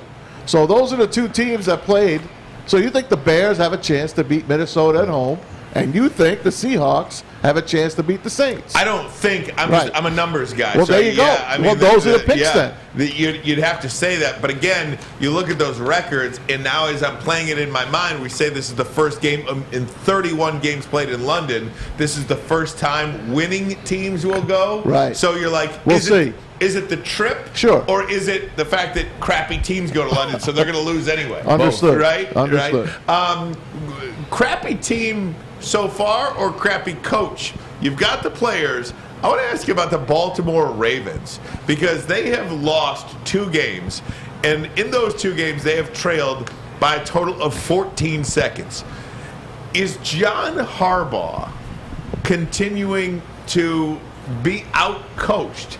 Is he overthinking it? And what have you done for me lately if you're John Harbaugh other than... Braylon? No, keep going. I want to ask you, what do you think about John Harbaugh? Are you going to a break or are we talking? No, this is the segment. So you said, what do I think about John Harbaugh? Why don't you pass me that thing next to you right there, man? Why don't you pass me that right there? Uh-oh, Braylon with the horn. First time I rung the horn, as we call it, the hot take horn. John Harbaugh became the head coach of the Baltimore Ravens in 2008. From 2008 to 2013, went to the playoffs every year. Won 2 games this one. Won 2 games again the next year. 2 games again. Won Super Bowl year 5. Since winning the Super Bowl, 2013, he missed in 2013. Won next year. He missed 15, missed 16, missed 17. Win 18 as a wild card. Lost first round. Win 19. Lost in the divisional round. 2020, they went as a wild card, won a game, and then lost the next round. And then last year they missed the playoffs. Now you can talk about missing players. You can talk about everybody's injured. Their defense has been bad for 3 years now. And what do we know about the Baltimore Ravens? Their identity. What's always good? Defense. Dating back to when they first came back under Ted Marchibroda. Those jokers played defense, Ed Reed, Starks, the list goes on, Dwayne Starks. Here's my hot take. With everything going on in Baltimore, with Lamar Jackson's contract, losing games in the fourth quarter, only 14 seconds you've trailed and you lost 2 of those games. Only 14 seconds. It's about what have you done for me lately. You cannot continue to ride Super Bowls. You can't continue to do it unless you're the Chicago Bears. You can't continue to ride the Super Bowl that happened in 2012. That was 10 years ago. In the last 6 years, you've been to the playoffs 3 times. 7 years. You've been 3, missed 4. If he doesn't get it together this year, because keep in mind, Doug Peterson won the Super Bowl and got fired 2 years after that. If he doesn't get to the playoffs this year and have a deep run, I'm talking Lamar Jackson in the Super Bowl. I'm not talking about winning a game. I'm not talking about winning 2 games and losing the AFC Championship. If he does not get to the Super Bowl, John Harbaugh will be out as your head coach for the Baltimore Ravens. I understand what he's done. It's about what have you done for me lately. 3 of 5 in the last 8 years. And hasn't made the playoffs. He's only made 3 out of the last 7 times. He gets fired if they don't make it. And you know I love Dan Campbell. He's gone. I would fire Dan Campbell's ass in 1 second to hire John Harbaugh. Okay? There you go. So you want to fire John Harbaugh? Oh, look at that. I'll take him off your hands. And then he's right down the street from you-know-who. Jim Harbaugh. I'll take him in a New York minute. That was... What about, and then they sign Lamar Jackson. There you go. I like that. Right? There you and go. then they sign Lamar Jackson. Look, at some It'd be like point, it'd be like you know what? It'd be like, not to cut you off. It'd be like Any Given Sunday. Remember Any Given Sunday? They were about to fire Al Pacino, and he knew it, set it up already. Who did Al Pacino take with him to that team? Oh, that's he a wrong took Jamie movie. Foxx with him. whether you're John Harbaugh or Mike Tomlin. Now, Andy Reid's a little different because we've seen him win a Super Bowl very recently. But if you're one of those head coaches, who?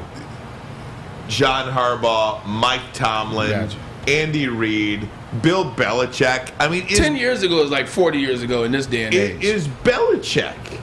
You know, I mean, I guess his age, but I mean, how much longer can you go on with him as your head coach, too? Because they have only been bad. What I'm trying to say is, in the National Football League, how long can you stay in one place? How much time do you have from what you've done prior to, what have you done for me lately? You said this question. True. How long do you have? I can tell you this, Tom, the great Tom Landry in Dallas was there forever.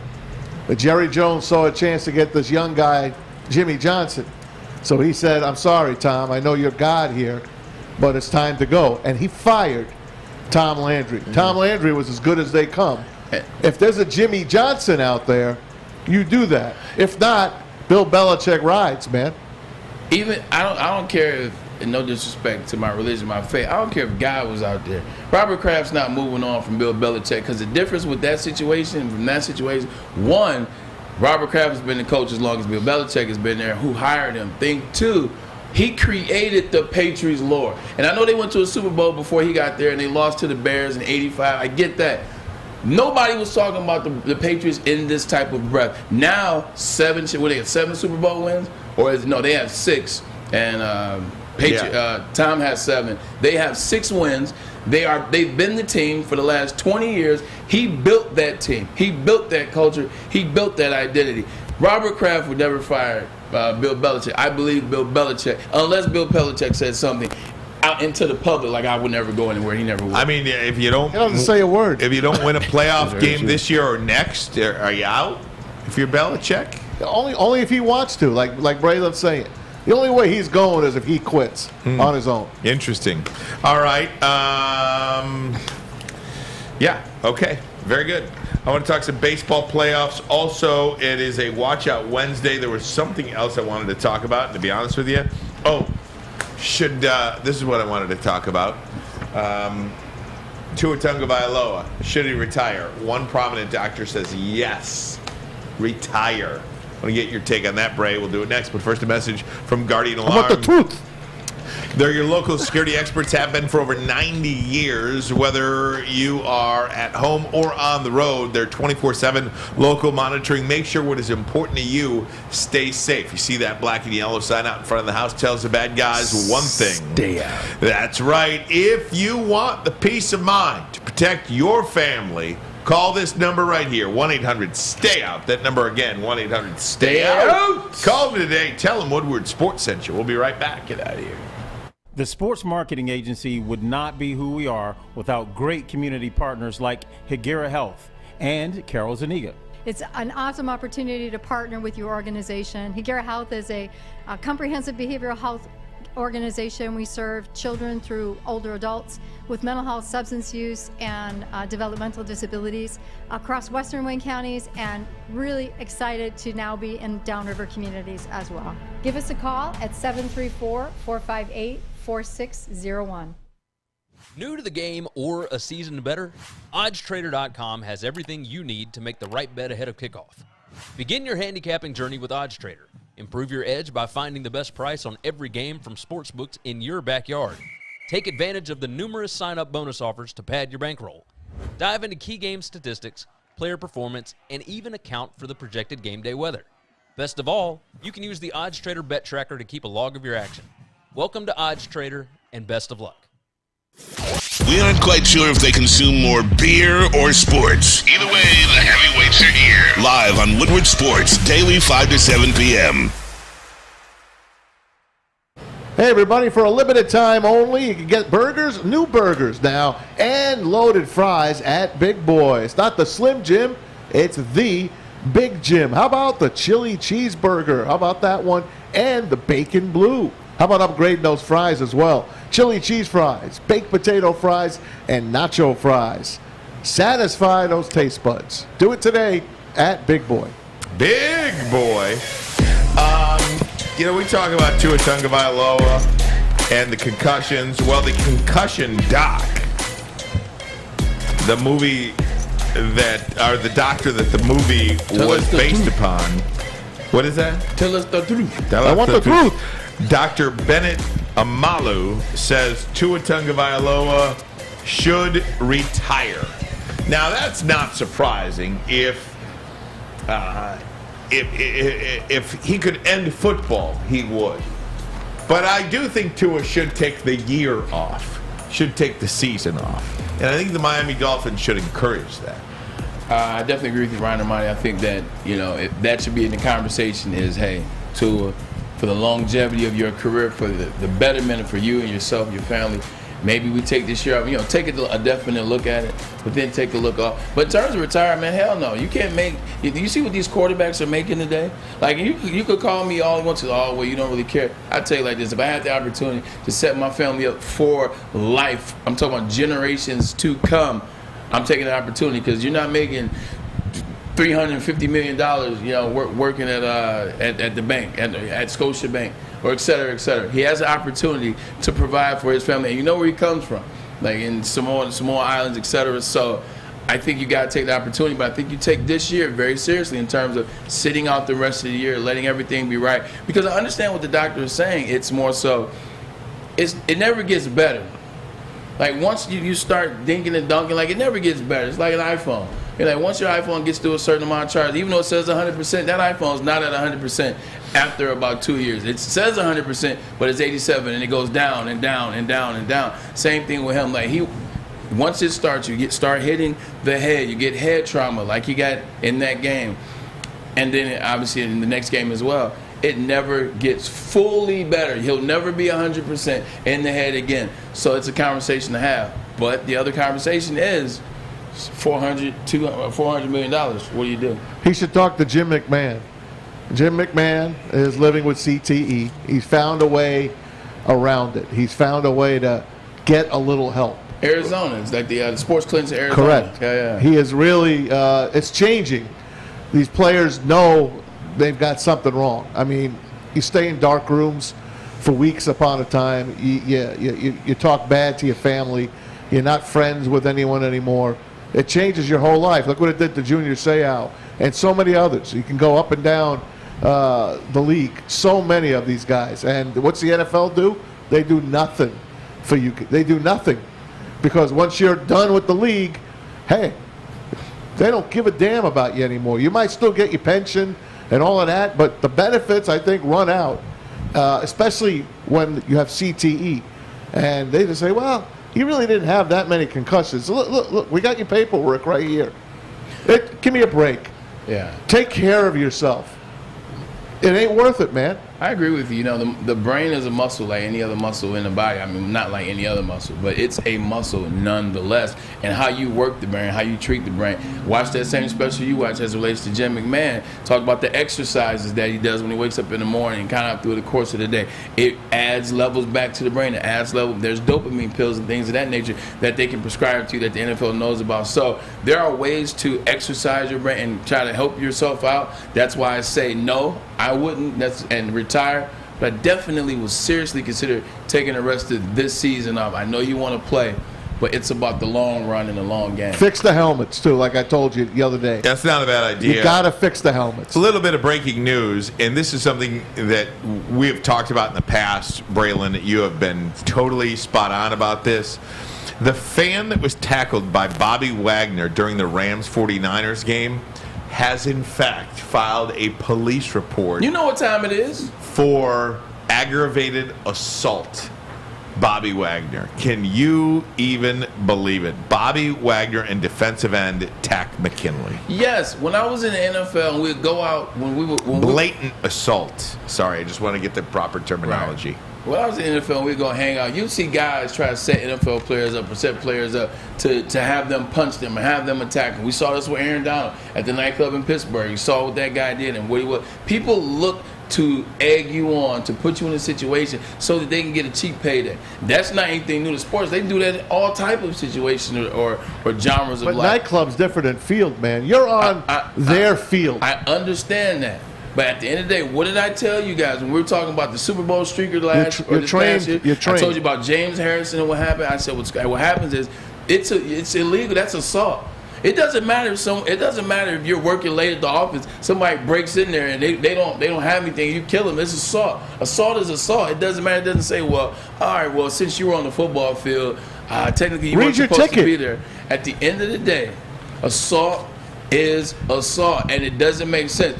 What did Bobby Wagner gain out of hitting that dude? Mm-hmm. He felt good. What did he? No, he didn't, because they get their ass whooped. And that's why he hit him in the first place. Because I know Bobby personally. Bobby was pissed. If they were winning that game, Bobby doesn't hit that guy. I understand it's, guy's here, he's running. Maybe I never thought of that. Dog, you don't stand to win anything. For 2 seconds, what did we do? We said, oh, man, that was the best hit Bobby had all year. Oh, he put the hit on. Remember Kevin Harlan's call? Now 4 days, he's in the slammer. Now 4 days later, we're talking about him getting sued. I said it's going to be a $500,000 lawsuit. That's what's going to happen with these guys. Because, like, I can run on the field. I know a player might think to tackle me. If I get hit, I get paid. So me going to the slammer for all of 4 hours or 2 hours, however long the holding cell is at a stadium, for 2 hours, $500,000 makes it all worth the while. Now that makes me sick. Now, just to be clear, Bobby Wagner has not been charged in this at all, and we don't know if he will be. It's not criminal at all. Well, assault is a criminal charge. But you have to file a police report and to go to regular court first before you do civil. Yeah. Like you can't just file a civil. Exactly. So he's going through the motions right now just to get to civil. Remember just that to it was that baseball player, Roberto Alomar? No, the fan went up to the baseball player. This is recently, within a couple of months, and the baseball player I remember put that. his hands behind his back like that. I remember that. And wouldn't even shake the guy's hand. That's when you made us aware of professional athletes, knowing about this stuff as a, tactic. They told us that when James Harrison smacked that dude, we had a team meeting. Like I still was with the Browns at the time. Romeo Cornell, hey man, we need to have a meeting and talk about this running on the field stuff, man. And we talked about it. He was like, look, you don't win. He said those guys can press charges. Those guys can silver suit you. Mm-hmm. Those guys are trying to get paid. There was a situation, Ryan, this is crazy. You really hate this story, man. One of my friends was playing in Green Bay my rookie year in the league. Guy breaks into his house. He had a family. I think he had a girlfriend at the time who's now his wife, and they have 4 kids. Breaks into his house. The guy shoots him. And my boy, shoots him, catches him in the stomach. That's attempted manslaughter, and the guy sued. Because of the laws or whatever, etc. It's a dangerous and a crazy place to be in, man. It's incredible, man. Long story short, keep your hands to yourself. That's what bats are for, by the way. That's what fists are for. I want you to hear from Jim Harbaugh. I want you to hear from Mel Tucker, and we'll talk a little bit about some Major League Baseball playoffs that begin in 2 days. All that in the next 23 minutes. But first, a message from Gypsy Vodka. Summer's over, although it still feels good outside. It is fall, but guess what? You know what didn't leave us? The Mulligan by Gypsy Vodka has not left us. 8% alcohol seltzer, and it is amazing. 8% though. I do say 8%, so take a caution to the wind. But iced tea, lemonade, mango are the flavors. Oh, man. And Adam and Mike, they did it with this one. It's so smooth, whether it's on a golf course, whether it's in the backyard, whether it's on a Sunday watching the Lions lose in the 4th quarter. Whatever reason you want to drink it, it's worth drinking. Give it a shot. But if you're going to drink responsibly. The Mulligan. You don't have to go to the beach, man. You don't have to get your butt crack full of sand. You just need a little chili peppers, man, to get that glowing beach chili peppers tan. Woo! With 26 locations in the Metro Detroit area and more coming, Chili Peppers Tanning is where you'll find the cleanest salons in the D. Join the Pepper Club for the best deals on unlimited tanning. Head to chilipepperstanning.com. You just need a little chili peppers, man. We don't like to brag that we are the toughest sports network in Detroit, but we do have a guy named Darren McCarty on our side. Lemieux and McCarty, who've had a good knockdown drag up. There they go, right on the whistle. They were talking to one another. Woodward Sports.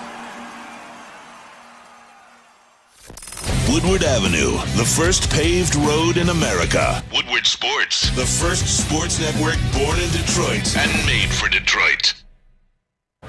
Hey gang, want to tell you about Custom Health Centers. If you are like me, you're feeling out of shape, overweight, Custom Health Centers takes the willpower out of weight loss. Whether you need to lose 20 or 120, Custom Health Centers help you do it quick and safely. Go to CustomHealthCenters.com. That's CustomHealthCenters.com. Or give them a call today. The number is on your screen right now, 844-789-8446. That number, 844-789-THIN.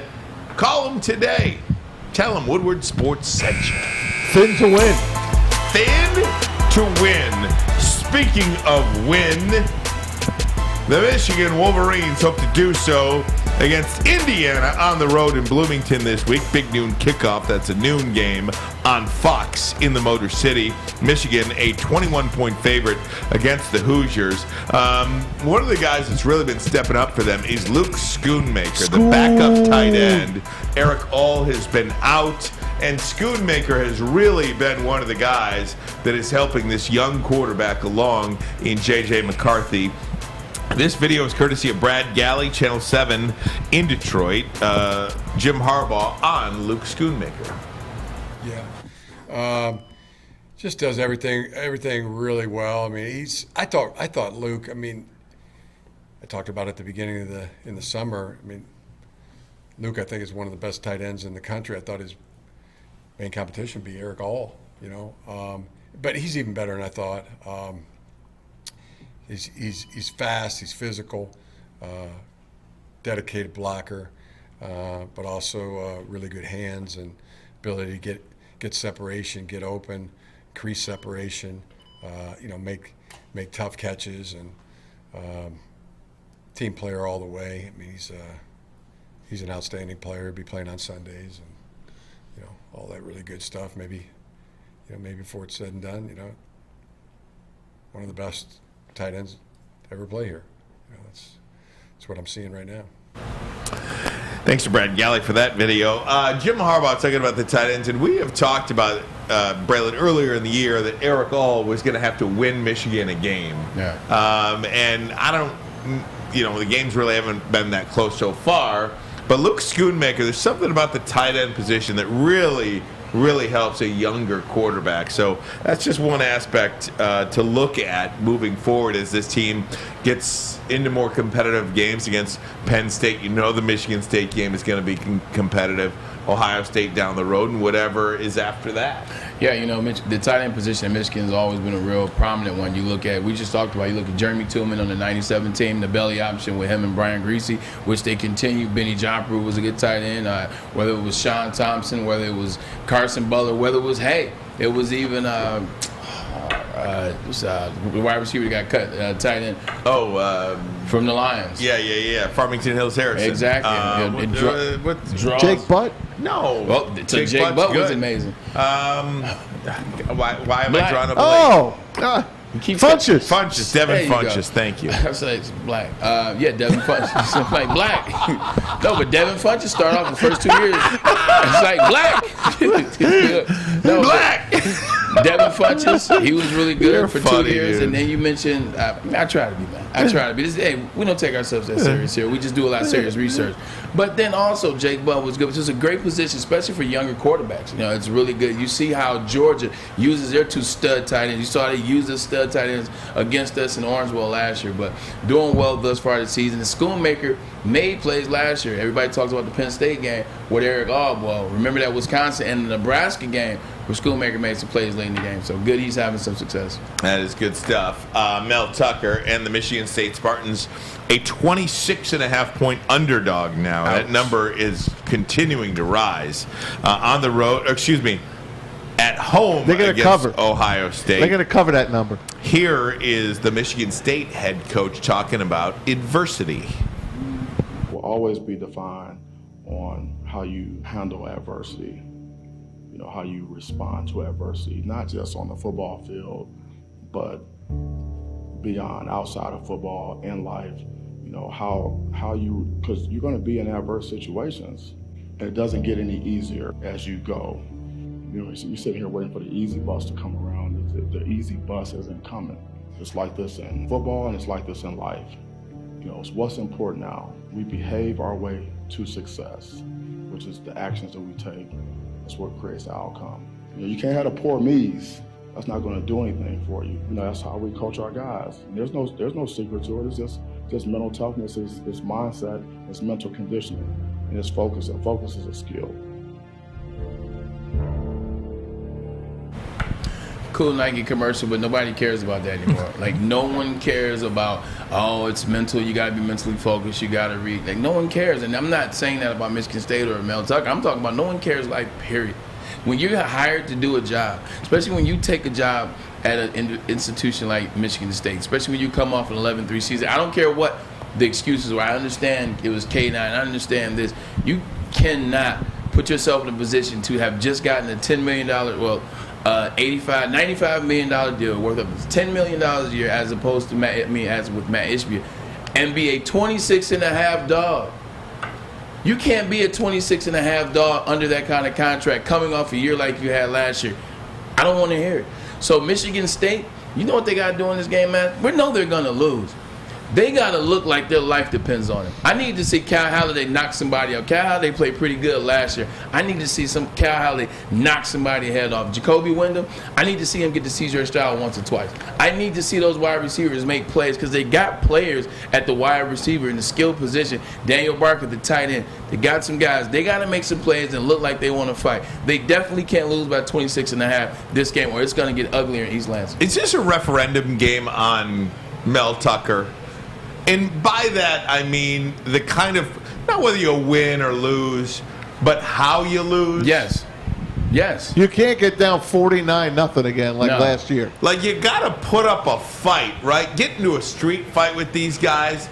Show that you are trying. Ryan Day said it's always hard to win up there. That's what he told his people today. It's going to be a tough game. It's always hard to win up there. But am I making too much of it? Because no, look, you're not. Yeah, I don't think I am, to be honest with you. I mean, they have to try to show and put up some kind of resistance to Ohio State, because they have talked about all along that their measuring stick is competing for Big Ten championships, right? And competing with teams in the national scene. There is no team greater in the Big Ten overall than the Ohio State Buckeyes. So this is your measuring stick game, the Ohio State Buckeyes. Where are you in year 3 of your program? We're going to find out. Is it 49-0 bad? When Notre Dame, first game of the season, played against Ohio State, this great Ohio State team that everybody thinks maybe should be number 1 in the country, when Notre Dame and first-year head coach Marcus Freeman played them, they played them tough. They played them tooth and nail. They had chances when they were even leading at one point. Then you get to halftime. Then things change. But you didn't walk out of that game like Notre Dame went in there and laid down. You didn't walk out of there like, you know what? Ohio State just beat the hell out of them. It doesn't look like Marcus Freeman showed up. It doesn't look like the players showed up. They also didn't have their starting tailback. They didn't have their left tailback. But you know what they didn't do? They didn't make excuses. You left that game like, you know what? Let's see what Marcus Freeman has, once he gets some more players. That's what Mel Tucker and this Michigan State team has to look like. When you walk out of this game, do we know that Ohio State is better? Leaps and bounds that this team is better. The talent is better. The coaching is better. All that is better. But it doesn't matter because it's on players. I was watching them play in a Raiders game. I forgot who the Raiders played. I think it was the Broncos. Jerry Jeudy makes the catch over guy, and he does this to the little DB. Me and JB were watching it. He did this like he sunned him like a little boy. It sparked the fire in number 21. Every play for the rest of the game, he was on Jerry Jeudy's ASS. The Raiders won the game. But I'm talking about this the guy that got the pick, the fumble for a touchdown. Sure. Same guy, 21. He hit Jerry Jeudy 4 times. He had 10 tackles in the game. He had an interception for a touchdown. He turned the level up because somebody was like, you can't play. You're a little dude. No barking you. And he turned it up. That's what Michigan State, that's how they have to play in that game. They got to go in there and say, you know what? We may lose, but they going to know they've been in the fight. There you go. I love it. Booner on our chat says, Tuck running. By the way, Tuck running. Well, you know what? We talked about this yesterday. If they lose by 35, 42 points, you know who's going to be running? A bunch of recruits, perhaps. Like we said. A bunch of different players on that team. Maybe they're like, I'll sit out the rest of this year. Transfer portal. They should probably sit out this game. And that's not Ryan Ermanni. That's Darren Ravel talking about that. Yep. I just want to be very clear on that. What's Mel Tucker saying to his team tomorrow, on Saturday? Please help me. No, really. In reality, before they go out on the field, what is he saying to them? Pride. It's about pride. I don't care how good they are. It's pride. It's East Lansing. They got to come to us. He said your families are going to be out there. Your friends are going to be out there. People you go to school with are going to be out there. You're repping that green and white. You're repping that Spartans. You're repping the last name on your jersey. You're repping your high school. You're repping your faith. You're repping everything. Pride is on the line. You got to go out there and you got to show and fit. You got to, like I said, it's not about winning. It's about letting that other team know they've been in a fight. So, but the funny thing about it, talking about money and winning championship and paying coaches, any chance Texas A&M can recoup some of that salary? Man. All those people, Texas A&M, Texas Jimbo? A&M. Well, we'll see. I mean, he gets another 2 years too, right? I mean, he's got limbo fishing. What'd he get? He got what? 6 guys in the top, 6, 7 guys. I would love to 5 see that stars? guy eat crow. Oh, no kidding! I can't wait to Alabama just pounds them this year. And you know Nick Saban is going to put everything. And I also can't wait till the Major League Baseball playoffs start on Friday. We'll talk about that next. But first, a message from Swiss. All right, check this out. Let's try a new one. Time to talk about Swiss. And not turkey and Swiss. By the way, Maz didn't come up with that. I thought it was Maz at first, but it was not. Swiss Insurance Group. Mark and his awesome team at Swiss Insurance Group want to remind you that September is National Life. Oh, I think I was ahead of that. Yes, it's the start of National Life Insurance Awareness Week. Swiss can save you money in home and auto, resulting in no additional out-of-pocket for your life insurance needs. Reach out to them at Swiss Insurance Group. Mark is that guy, and Swiss wants to cover you always. Make it easy on yourself. Let Swiss Insurance Group cover you. Hi, my diamonds. It's Crystal with an X. You want to get hot and perfect like me? Here's my super easy routine. Drink at least a gallon of water before you wake up. Attach a weight to everything in your house. Sell your car and just sprint everywhere. Scream when you exhale. Don't follow Crystal with an X. Do your own thing at Planet Fitness with tons of equipment and free fitness training in our clean and spacious clubs. Join now for just $10 a month and cancel anytime. You have an opinion? Make sure it's seen and heard. Corner, jumper. Tweet us, hop on the YouTube chat, slide in the DMS at Woodward Sports on all social media. Man, I'm just hot today. My Who's man making all that money, Bray? Please. Michael Phillips is making all that money because he is getting people in the game, whether you are buying, investing, or selling homes. He does it all. No need to look any further. 23 years experience in the game. You want to have somebody with a track record, maybe, track record, then you know what they've done in the past, so you know what they can do in the future. He's number one for a reason. If you want to get down with Mike Phillips, here's how you do it. Call 313-403-0011. Once again, 313-403-0011. Game on. Game on! Here we go, final segment of the program. Ryan Ermanni, Braylon Edwards. That's me. Tom Mazawey, Fletch, and JB. Corner infielders here. Major League Baseball playoffs begin on Friday. Very exciting to see this. You've got the wild card games of the American League, or the first round games, however you want to say it. What do they call them now, Maz? The wild card games. Still They're call best them of three. Best of three. Best of three. So best of three, Cleveland and Tampa. Then you've got Toronto and Seattle. I am so intrigued in that Toronto and Seattle, because those fan bases are going to be so into this. You remember this. They both came in together in 1976. I do not remember They both that. came in together as expansion teams. I was not alive. 77. I will tell you this, though. The New York Mets are going to piss a lot of people off because they're not making it out of the first round. Probably San not. Diego is going to beat them in the first round. It's going to be one of the biggest wasted seasons in MLB history, if I'm being honest. They blew it. I'll tell you, I think the Mets are going to make it to the World Series. Not the way they backed in, bro. But I just you got They blew Scherzer and DeGrom. They blew DeGrom. They had to win the division. They both played against the Braves the other day and lost both those I games. understand, but you're telling me you're coming to the postseason best of three in the first round with Scherzer and DeGrom. That's why I'll they can take my lose. chances. But they're only pitching once because of the way they pitched all year. The way it happens, you're only getting one of them in this best of three. And guess what? If you win, you get the Dodgers. Good luck. I don't know. That's my mini hot take without the horn. Is that the Mets get to the World I'm telling Series. you, don't shake off the Guardians, man. That's not a mini hot take. Them jokers had the best team in baseball half the year. Yeah, The Mets and the Dodgers. That's not a mini hot take. No, I'm saying Mets to the World Series. That's a hot take. That's a hot I take. think it's kind of a hot take because the Mets. I mean, you're talking They're about they're big plus money. I mean, you're talking about the Dodgers being a plus 363, the run differential. They're 110 and 50 or something like that. I mean, come on, unbelievable. They're gonna all be good series, man. But I do love that Mariners Blue Jays matchup. That's the one I will watch every pitch of that if I could. If it's obviously if it's going on right now, I wouldn't be able to, but we'll see. We'll get day baseball pretty soon here. Yeah, so I know. I love the day playoff. That's exactly games. right. Love that. How about, let me show you this about Shohei Ohtani, and I'm going to need you to read these stats here, Ryan. Okay. But this is Shohei Ohtani, the way he is standing right now. All right, in 2022, he has more home runs than Giancarlo Stanton, a higher batting average than Mookie Betts, lower ERA than Garrett Cole, and more strikeouts than Justin Verlander.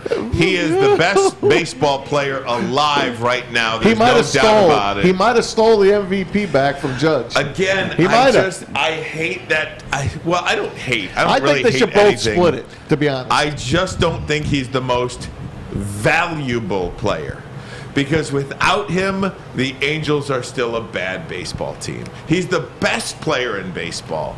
But I think that word valuable means something. Yeah, but the MVP should be the most valuable. Like, valuable should be the best at the same time.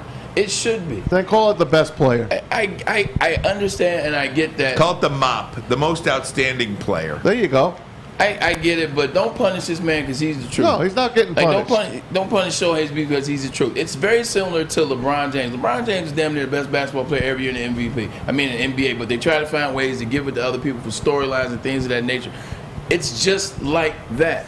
Like, give this, like, nobody's ever going to be better than that. So if you want to come out MLB and say, you know what, like Ryan said, let's find another award. Because if Shohei is doing this every year, which it seems like he can, he needs to get the award every year, regardless if his team is winning or not. That ain't on him. That ain't on him. He's the GOAT. There's no question about it. You'll never see another one of him. But then again, you're never going to see another season like Aaron Judge just put up, and it doesn't look like he's going to get the triple crown. How many MVPs did Michael Jordan win? Shohei almost five. Shohei Ohtani almost had a no-hitter and a home run in the same game. I know. Exactly. He should have won 13. You see what he said about Barkley? He said, and I took it personal when Barkley won in '92, like 93, I think it was. So we got it because you got to find ways to keep other areas, other cities, other people involved in the sport. Hey, Red Wings at Caps tonight as they continue the exhibition season. But did you guys catch any of the Pistons? I did. And I Knicks watched last it. night? I watched What'd you it a think? little bit. What'd you think of your new guys? You know what? It's the preseason. I I'm know. not making a judgment, but it was fun to watch Pistons basketball with a group of guys that you think are going to be the group of guys when they compete. I'm along for the ride. I'll give them a chance. They're not going to win many games this year. 30 to 32 games. That's it. That's an improvement from 23 last year. I think they won. You know what? They're on. I believe it or not, I'm more excited for the Detroit Red Wings this year. I paid so much attention to the hockey playoffs last year, and for the first time in a long time, I missed it. Welcome back. I missed being a player when it comes to the hockey playoffs. Those were so much fun last year. So I'm high on the Red Wings this year. As it relates to the Detroit Pistons, getting back to what you said, Matt, look, just like I tell you in all the other Detroit sports, one thing about being away from Detroit for a while and coming back is I've had a chance to be on the outside looking in. They got to show me. Like, everybody's got to show me. What I can say is they're on the right track. The Detroit Pistons definitely on the right track. You got a young backcourt, one of the best young backcourts in the NBA. So it says on paper. Cade Cunningham, he's going to take that next step because I thought he was a hell of a leader last year. I like them a lot, but I don't trust them. Right. I think they're better. I like the Red Wings a lot. I think they're going to be better. I still got to see it because they gave up so many goals last year. I know who Same you with do the like. Lions. I know you like Zion. Oh, yeah. So there's, today was supposed to be, what do you make, or what is it? Watch Out Wednesday. Watch Out Wednesday. What are you watching out for? Zion Williamson to be comeback player of the year, most improved player, and I'm watching out for the Pelicans in a potential Western Conference showdown. Watch Out Wednesday. With a potential Western Conference showdown with Golden State. They almost beat Phoenix last year. Undermanned, understaffed, and they didn't have Zion Williamson. I told you when it came to Zion, or Ja Morant. You guys emphatically argue me down. Jalen even said it. You argue Jalen down. Zion Williamson is just a complete difference maker from the outside, the inside, his physicality, what he brings into a game. And now you got a leader in C.J. McCollum. Watch out. And tomorrow you can watch them because the Pistons will be in New Orleans. Oh, Lord. Watch out Wednesday. Watch out Wednesday. Great stuff. Get us out of here, Bray. We appreciate you guys, as always, for tuning in to WoodwardSports.com. Ermanni and Edwards with Maz. It's a lot of fun. Tomorrow, Top 10 Thursdays are on deck. Got something special for you guys in plan, so don't want to miss out on that. And, you know, Ryan, Top 10 Thursday. We're doing some good things here, man. Fill in the blank Friday. It's a lot of fun. We got a special guest tomorrow, too. Two of them. We got two special guests tomorrow, thanks to my Maz over here. So, you know, from our infielders, as you call them, JB Fletch, my man Maz on the couch, Great and my job, brother gang. Great from job. another mother, Ryan and Ermanni. We are Ermanni and Edwards with Maz. Very good game. Make sure you download the Woodward Sports app in the App Store and the Google Play Store today. Take Woodward Sports with you wherever you go and listen live on your phone or mobile device.